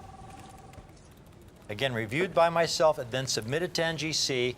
In the state-of-the-art NGC holders, these are, again, the Smithsonian holders, the same kind of state-of-the-art holders that the Smithsonian uses to house their own collection, the greatest coin collection in the world. And here you're getting the greatest Kennedy set in the world, highest possible condition and grade Proof 70 Ultra Cameo for only $109.50 a coin. Now $1,095 for the entire 10-coin set in the finest known condition. And these two packages are great. You know, as a collector, you can get a 69 Great set place of to start. 69 set of 10 coins. Great for any collection. Yeah, If you want to step up, spend a little bit more money, buy the 70s, you can get that set at a little bit more money. But either way, these coins are a one-time happening in American history, and over what, 227 years of the U.S. Mint. That's right. That these coins are made, period. That's it. They're not going to happen again. There's not going to be another state quarter program again. That's exactly right. Because people talk about investing in bullion, for example. Right. And the point I always try to make is that, you know, gold and silver, there's always gold and silver reserves out there.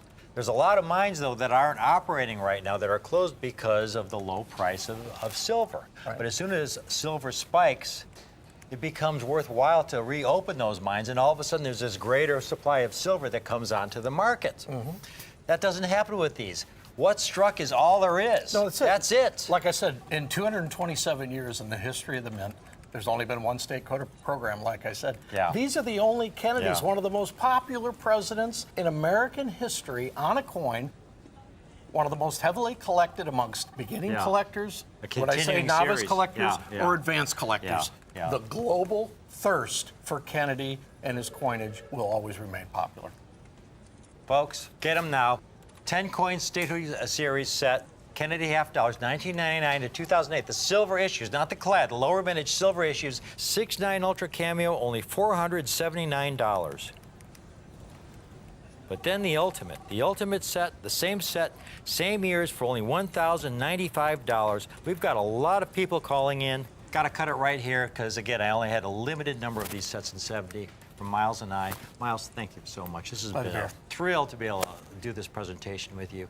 Thanks for watching, folks, but please stay tuned. We do have another great United States coin presentation coming right up.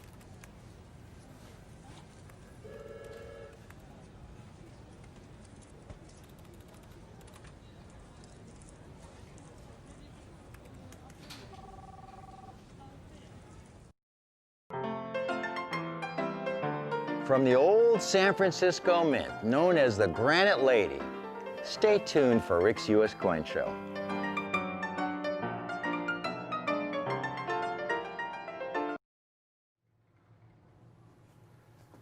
Coin guys here. That's us, the coin guys, Rick and Jack Jack. and Rick. Yeah. How you doing, folks? We like to get together, Jack and I, when we have something really, really special. I mean, seriously, I mean, if we don't have a coin that's really cool, that we think is a tremendous opportunity for our clients, it's kind of like, no, we don't really want to come up here and offer you something that we really don't believe in. That from our experience, I've been doing this about 35 years. Jack, you've been doing it for like 40 years. Yeah, professionally. Professionally, That was a joke, Jack. No, I know it's a joke, but professionally, I've been doing it 15 years. You have been. And as a collector, albeit when I was 5 or 6 years old, I was a novice, but I've been doing it a while. For our newer viewers, Jack, it used to be, you were a buyer at Stax. Yep, probably the busiest counter in a coin store anywhere in the world. Stax is, I believe, the oldest living auction house today in operation in the today. U.S. Yeah, in the they U.S. started out in the 1930s. 30s, yeah. They're out of New York. Yep. They're among the most respected auction houses in the country, especially if you have numismatic coins. Oh, yeah. And you were with them for what, about 7-8 years? Yep. So you've got a great background. I've seen a lot of coins You've got there. to handle some of the most amazing coins. Oh yeah, I've seen 1913 nickel, 1894 S dime. I The mean, most $1 million amazing coin, Jack, was, I never got to handle it, the first, what they believe is the first silver dollar ever struck. 1794 silver dollar that they argue Imagine is the that. first silver dollar struck And by they the U.S. think Mint. it was a specimen 66, I believe, was It's the a grade. remarkable coin. It's something special. You could tell it wasn't just a business strike. Right. There was a lot of care taken to make that coin. The first silver dollar ever struck, I believe the coin sold for over $10 million.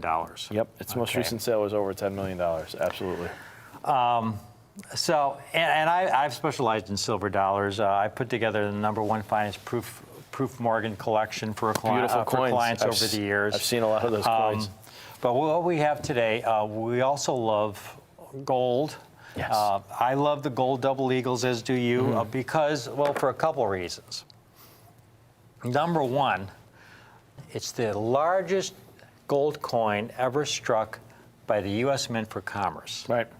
And there's a pictorial there of all the different sizes of denominations of gold coins struck by the U.S. Mint since its inception. On the far left, you've got a $1 gold piece. Right.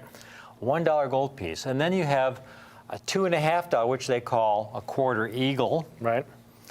And there, interestingly, Jack. Yeah, we've got some unusual denominations yes, here now. $3 gold piece, which was struck for a $3. very short time. Yeah, that's a rare coin. Very rare coin, very valuable coin. And then a $4 gold piece, which is even more. Very rare coin. And there's a special name they gave that. Right, that's the Stella. That's collect on the Stella. The Stella, folks. And remember that. It's a very short-lived, very, I mean, if you can, if Only you made it own for one 2 of years. those, yeah, if you own one of those, you've got something worth hundreds of thousands of dollars. Right. And then you've got the half eagle, $5 gold piece. And then you have the $10 gold piece, referred to as the eagle, Right. because initially when our country first started striking gold coins, the $10 eagle was the largest denomination. Right. They first started making them in 1796, and they wanted to have a name for this, benchmark of our coinage, that largest gold Right. coin, and they decided to call it an eagle. So there, and that was true through 1850 when they started striking the double eagle. And the double eagle came about, because of discovery of gold in Right. The California. gold rush, absolutely. The gold rush, and all of a sudden our country had all this gold, and the banks were thrilled with the idea of being able to get a larger gold coin. The banks on the East Coast, because up until that point, folks, they were actually the United States banks were actually using a lot of foreign gold of larger denominations for their big transactions, just because it's easier, And we didn't have a $20 gold piece, so now we had all this gold, and we were able to strike double eagles. Right. And the most valuable double eagle of all is in the Smithsonian. We've shown Right. pictures of it before. They struck 2 examples. 1849. 1849. One is Folks, no longer. Jack, I'm not supposed to do this, but I'm going to do this right now because Where'd you go? it's very important. I'm back here. It's very important to make a point. They only struck 2 examples. The other one is not accounted for. This is Yeah. the one residing in the Smithsonian. Yeah, exactly. We're all pretty confident the other one has been melted, Yes. a very, very long time ago. And one of the important lessons here in showing this coin to our viewers, or showing the picture, you actually got to see the coin. You were there, and you Yep. took a picture of it. Yep. Folks, take a look at this photo once again of this. They only struck 2 examples. Only 2 were struck, and yet, when you look at the obverse of this coin at around 7, 8 o'clock in the field, you'll see 3 very deep and obvious rim, reading what they call marks, reading reading marks or rim dings. In other words, the rim of another coin, the other coin struck, hitting the surface of this example you see here. Now, originally, I figured with marks that deep, it's probably about an MS-63 coin. And the point of all this is these large double eagles. They're very large, very heavy coins. The double eagle, folks, is about 25% heavier than a Morgan dollar or a Peace dollar, and it's a very soft metal. Right. And Jack showed me the actual picture he took. Yeah, I took a picture just with my phone, just as a tourist. And yeah, and it was great because when I saw your picture, there were actually, you could see all kinds of cleaning lines on the coin. So it was obviously lightly cleaned at one point. So it's probably just an MS-61 or something. Yeah, today. I'm guessing they'd call it Proof 61, but it's still worth 25 million, 50. Who knows? Yeah, I mean, the Smithsonian is not going to sell it. No. So the double eagle is kind of the crown jewel of U.S. numismatics. Absolutely. But another reason we're interested in the double eagles is that in mint state, uncirculated mint state condition, these coins are at historically low premiums for their bullion value. What I mean by that is that, for example, Jack, about 20 years ago, I had a Liberty Double Eagle. It was in MS-63 condition. Gold at the time was about $400 an ounce. I sold it to a dealer for around $3,500, $3,600. He probably sold it to his client for about $4,000. So it went for about 10 times its bullion value. And this is a common date. It was it was not a rare date. It was one of the most common dates. About 10 times its bullion value in MS-63 condition. Today, Jack, we've got a rare date double eagle, Right. that we're offering for less than twice its bullion. Right. This is a window of opportunity, folks, for the collector of today. And we have got from an incredible collection some very rare San Francisco Mint issues in uncirculated condition. Now, first of all, to get any double eagle in uncirculated condition is difficult. Kim's got a chart here showing you the total mintage of the double eagles that we have for today. Today, folks, we've got some very, very special St. Gaudens double eagles. For the entire series, the U.S. Mint struck just over 70 million examples.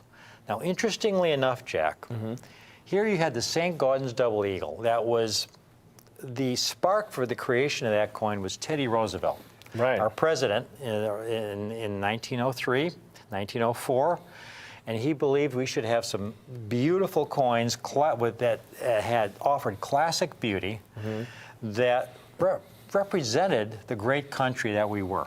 Right. And so we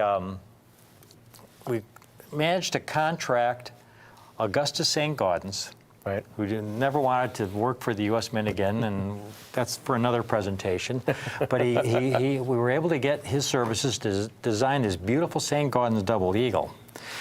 And then a few decades later, his cousin, Franklin Roosevelt, passed legislation to make ownership of the coins illegal.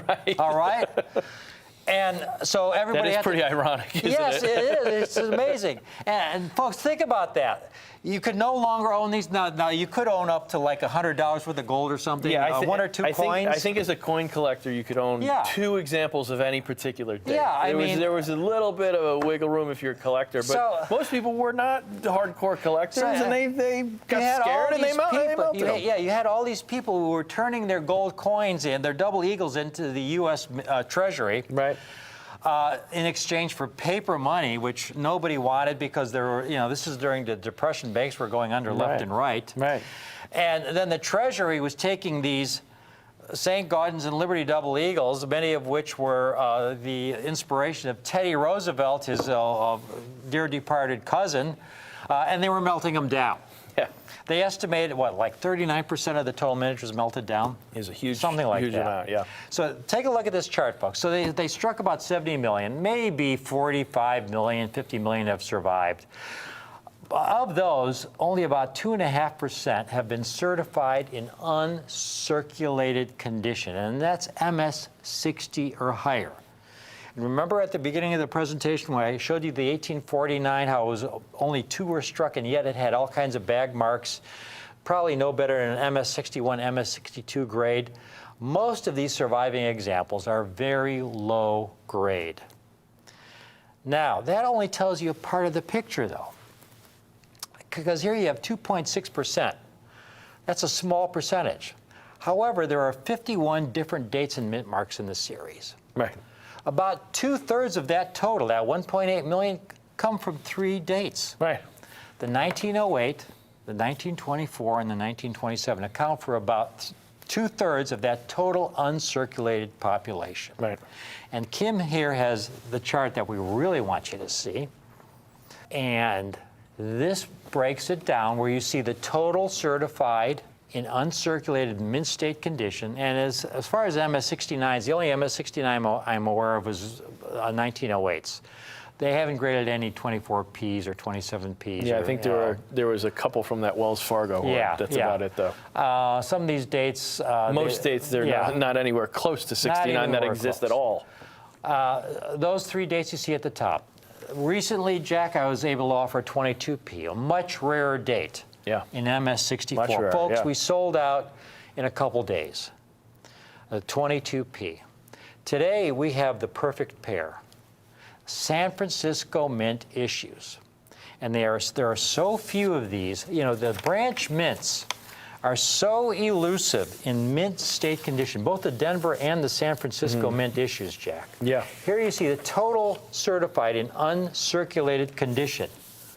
Only 41,000 for the 14S, just over 30,000 for the 15S. And that's in mint state 60 and higher condition. Right.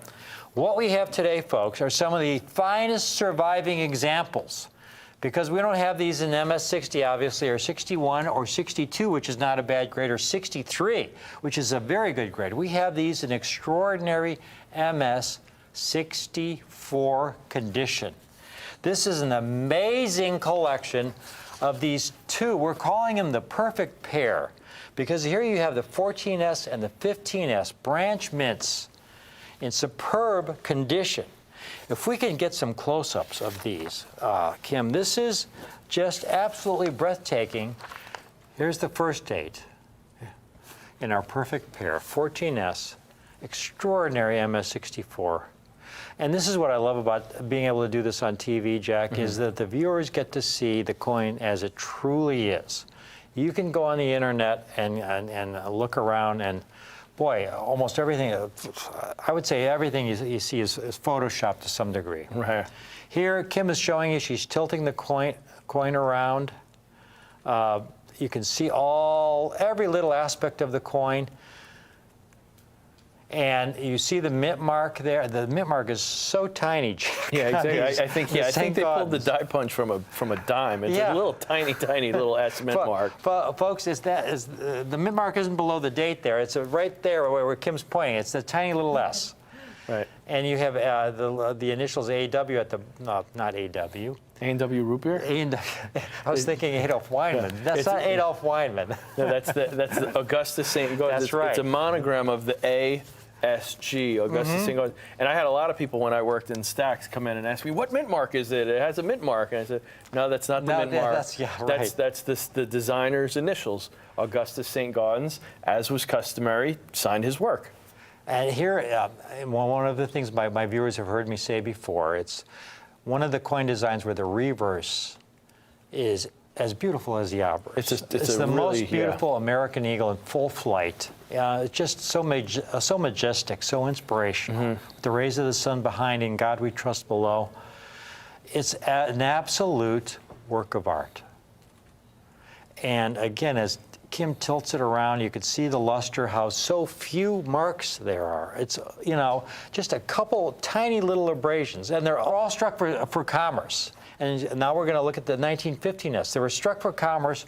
They were, folks, these large, heavy coins, heavier than a Morgan or Peace dollar, were dumped into bins, one falling on top of another. They went through coin counting machines, dumped into bags. Thrown onto a train where they traveled across country to banks on the East Coast. And Jack, to this day, I ask myself, how does a coin this size, this heavy, knowing how they were treated, exactly, survive in the condition you're looking at now, folks? Yeah. And it's so really close to important. perfection. It's really important to note. You're talking about how big and heavy these are. Besides being extremely dense and heavy, like you said, heavier, much heavier than a silver dollar, even though the diameter is a little smaller. This is a really soft metal. Gold is extremely soft. So the amount of pressure it takes for one coin to fall on another that maybe will leave a little ding in a Morgan is going to leave a huge gash in a gold coin like this. Exactly. Just, take a moment here, folks. It's just such a beautiful coin, and this is one of the reasons they're so popular. And, again, I said, how does a coin, it's a miracle that a coin, knowing the treatment it received, this heavy, struck in this kind of metal, survive in this condition. Right. And the answer is very few of them do. Right. And that's why they're as rare as they are today. And this is why we're so excited, because to have these kinds of coins at the prices we have them at today, when, again, premiums years ago above the bullion value were 10 times the bullion value of the coin. And we're offering these coins today, folks. I mean, when gold has been $1,800 an ounce, this is essentially an ounce of gold. This is about 0.97 of an ounce of gold, essentially an ounce of gold. You multiply that by 10 at $1,800 an ounce, that's $18,000. And again, this is not a common date. These are much rarer dates, the 14S and the 15S. Let's price them now, Jack. Okay. Okay. The 1914S. We call them the perfect pair. This is the perfect grade. Yeah. This is a really, really exceptional condition for these rare S mints. Other dealers would be selling these for around $3,500 and above when you get San Francisco Mint issues in this condition. Mm-hmm. Some of these came from that great European bank hoard, which we spoke of. Again, the European bank hoard, it surfaced not very long ago. We talked about how citizens in the U.S. were required to turn their gold in to the Treasury in exchange for paper money. Right. Well, not everybody did that. No, some wealthy people. One enterprising individual had a bunch of double eagles, and he shipped them to a bank in Europe, where they've been stored since the 1930s. A lot of these coins came from that hoard. And we got first pick on some of the finest examples from this European bank hoard. It's an historic hoard, and we've been able to offer double eagle coin values, the likes of which have never been offered in the history of coin TV. And today we have the 1914S's, folks. They're not $4,500 or $3,500. Call in now. And if you do, while we have these, Jack, while we have them, we don't have an unlimited supply. We have approximately 40 of each, approximately. Right. $3,195 is the price you will get one of these 1914S's at. It's $3,195. Remember when I said that we have them for less than double the value of the gold? Again, gold is $1,800 an ounce. That's about $3,600. $3,195. The other half of the perfect pair, the 1915S, even more elusive. Yeah, low mintage. Even more elusive. They only struck about 567,000. Again, a lot of them were melted down. How many have survived in MS-64? Also, $3,195. Now, we've got people calling in already, but here's what we're able to do if you get the perfect pair. $3,195 is an incredibly fair and incredibly low price. But we've got a special while we have this group that we acquired. If you get the pair, both the 1914S and the 1915S, Jack, you tell them the price. Yeah, this is really good. I want to give you the pleasure. This is really. Yeah, this is really good. Yeah, this is right. I can say this. Yes. Yeah. Okay. Once I say it, we can't take it back. No. You and I, we sat down and said, let's just do it. Let's just do it. Exactly. Okay? Yeah. This is a smoking deal. We're going to do the pair for just $5,995 So less than $3,000 a coin if you can do the pair. Call in now. We have a limited number of these. Okay, set of 2 sold. If you want to get 2 sets, you can get 2 sets. But $5,995 is obviously our absolute bottom. And those S-mints always You bring can get more for 3 any. sets if you want to get 3 Any sets. S-mint double eagle brings more because first off, Any we talked S-mint. about the rarity. On top of it, Another set of 2 it's sold. so popular among collectors because Another set of 2 sold. that connection to San Francisco, the 2, 49ers, Jack, the Gold 2 sets Rush. of 2. 2 you know? sets of 2. Congratulations. Yeah. No, any S-mint Exactly. is a tough Right. coin. Any Denver Mint issue is a tough coin. Right. I mean, the Branch Mint, St. Gaudens, the S-mints, and the Denver Mint issues are tough in uncirculated condition. And so are most of the Philadelphia Mint issues. I mean, here's they're all a, tough, right. They're all tough. But San Francisco is always everybody, very for some popular. strange reason, Jack, everybody's getting a set of 2. I don't know why do you think that is? Yeah, I wonder why. Here's again. Here's a 21p, Uh-huh. MS61, 21p mintage, 528,000, about that of the Yeah, it's pretty 15s, similar. but extremely rare in mint state. But it's over $100,000 in mint state 61, and then you get some of the ultra rare dates, some of the late date Yeah. issues. They're over $1 million. Oh, yeah. In just mint state Oh, yeah. condition. So this is the 14S and the 15S. The perfect pair. The perfect pair because we're able to offer this beautiful pair of coins at in a grade of MS64, which is such an extraordinary high grade. We only have 1 open line at this point, folks. I've just been notified we have 1 open line if you've been trying to get in on this offer for the 1914S and the 1915S in the extraordinary grade of MS64. Now, if you've just tuned in, Kim, we had that one chart where we showed the total number of certified with the most common dates there. The ranking. Again, folks, about 1.8, 1.9 million St. Gaudens double eagles in the entire series have been certified in mint state when you add them all up for the entire series. However, about 2/3 of that 1.8, 1.9 million are accounted for by just 3 dates. The 3 dates you see at the top there, the 1908P, no motto, the 24P, and the 27P. Right. Those 3 dates alone account for over 1.1 million of the 1.8, 1.9 million coins, about 2/3 of just those 3 dates. Once you get beyond those 3 dates, they get really tough. Yeah, now, one thing exactly. I do want to say, this is not to say that the 08P or the 24P are not good coins to buy. Yeah, especially when you get to high When you get grades. them in the higher grades. Gem 65 coins. The like, it's a big 08Ps, deal. when we can find those in MS65, we love to get those. We love to offer those. They've been rising in value, Jack, since we last offered those in MS65. The 24Ps we've been able to offer in 6.5 and in 6.6. When you see us offer these dates at the top in 6.5 and especially in 6.6 in the future, jump on it because, again, these kinds of minimal premiums are available for this very small window of opportunity when we have these coins coming from this European bank hoard.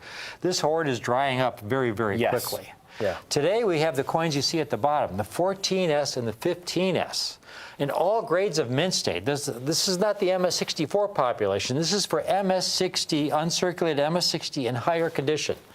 Only 41,000 for the 14S and 30,000 for the 15S. And then you get to the MS64 grade, you're only talking about 10,000 coins for each of the years in MS64.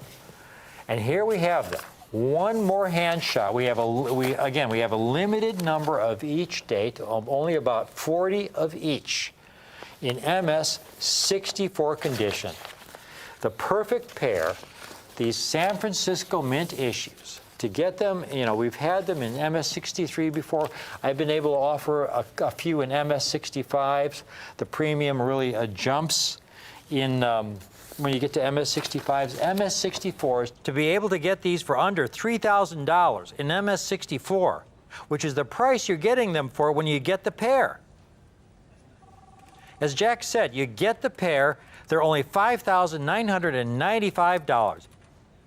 But only as long as we have this particular group of 14Ss and 15Ss. Right, We exactly. bought these as We bought this big group from that European bank horde. There's a little mix of some from the San Francisco group too, and it's a once these are gone, we're not going to be able to do these prices again. They're just too hard to get these coins. Yeah, these deals that are coming out, I mean, the quotes we're getting now for a lot of the coins we sold like a couple months ago, the quotes we're getting now in a lot of cases are $50 and $100 higher than Right. than the Absolutely, last absolutely. group, Absolutely. than the last And acquisition. an MS64 for a scarcer date like this, a rare date, Yeah. for either of these dates here, 14S and 15S, MS64 is a lot of bang for the buck. You're getting a coin that's a virtual gem, yeah. borderline gem coin, for much less than you'd have to pay to get that MS65 gem grade. So it's a really great grade, I think. Jack, the 6.4s we've selected here, again, folks, we select all of these. We're really careful. We review all the coins.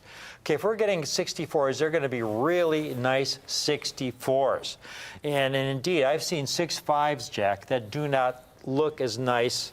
Right. At shows that do not look Right. as nice as the 64s we're showing you here today, Right. folks. Oh yeah, I always end up kicking them out when they have copper spots and some kind of Oh, they'll have all, debris and crap they'll on their have, coins. especially on the high points, they'll have heavy scuffs over Liberty's breast and over her leg there. Deep rim dings. especially those copper reed spots marks, too. Even in copper these grades, spots. those dark orange black spots. Ugh. Well, let's give the viewers again one last hand shot of the 14S, a close-up, just a work of art.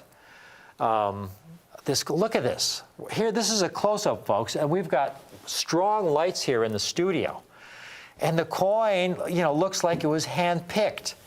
And again, folks, these just received the routine treatment at the mint. They were dumped into bins, these large, heavy coins. Yeah, this isn't like a modern proof silver eagle or something where they have gloves and special handling and it goes into a capsule. These were tossed in a bag. This is why they are so rare and so valuable, why they have so much future potential, because of their rarity and the condition you see these in.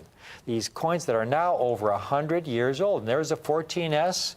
One half of the perfect pair. We're going to close and we're going to show you a hand shot of one of the 15Ss. Again, they could easily pass for MS65s.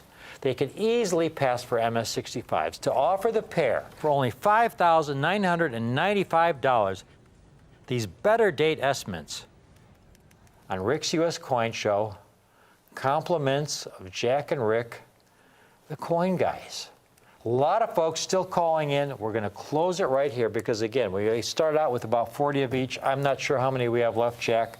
This is one of those items that we will be able to offer for, I don't know, maybe just a couple days, and we'll be gone. So we want to thank you for watching this presentation. It's all about the coin. And here you've got one of the most prestigious series in U.S. numismatics, Liberty and St. Gordon's Double Eagle. A better date, San Francisco Mint issues, branch mints. Yes. 14S and the 15S. Stunning coins, eye appeal, incredible quality, tremendous rarity. Gold, the largest gold coin ever struck for commerce by the U.S. Mint, and at a historic low premium over the value of the bullion content. This is the time to get an opportunity that comes this way maybe once in a generation. Hope you take advantage of it. We're a little different, Jack. Mm-hmm. We are a little different. We're really information-based. We try and educate our viewers about numismatics as best we're able. We're always we welcome all the feedback. We get a lot of nice things said.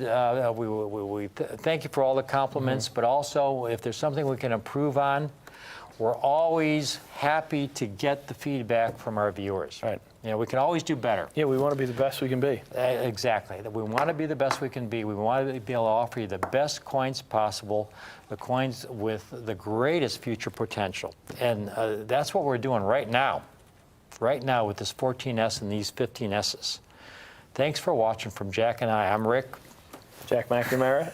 the Coin Guys. Yeah, that's us, Coin Guys. Please stay tuned for our next presentation. We've got another great U.S. rarity coming right up.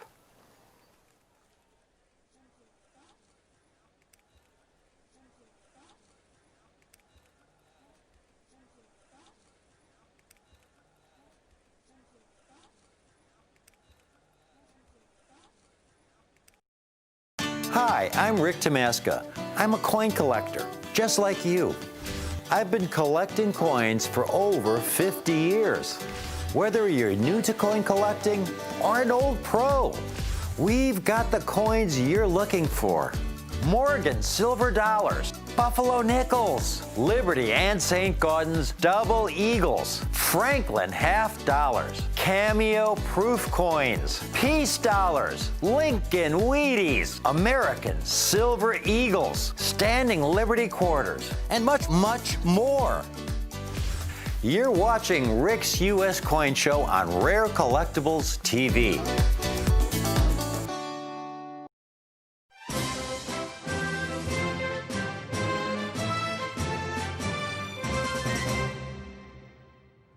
Morgan dollars, without question, are the most widely collected coin series in all of U.S. numismatics. In fact, all of U.S. numismatics in the world, folks. Now, China may have more people, but the United States of America has more people who collect rare coins. Europe may have more people, but the U.S. of A. has more people who collect rare coins. And the most widely collected coin in our country, without question, are Morgan dollars. Any coin show you attend, at least half the dealers will have Morgan dollars in their cases. Any coin shop you enter will have Morgan dollars in their display cases. They're beautiful coins, and they're struck in 90% silver. I love them. The first coin I specialized in when I first started buying and selling coins professionally were Morgan dollars. And in subsequent years, I have helped my clients build some of the finest Morgan dollar collections in the world. Using an objective standard, here's but one of the awards received by one of my clients' collections some years ago for the finest proof Morgan collection on the NGC registry. I know my Morgan dollars, folks, and I am committed to placing the finest possible Morgan dollars for the date and price point with you, my clients, you folks watching today.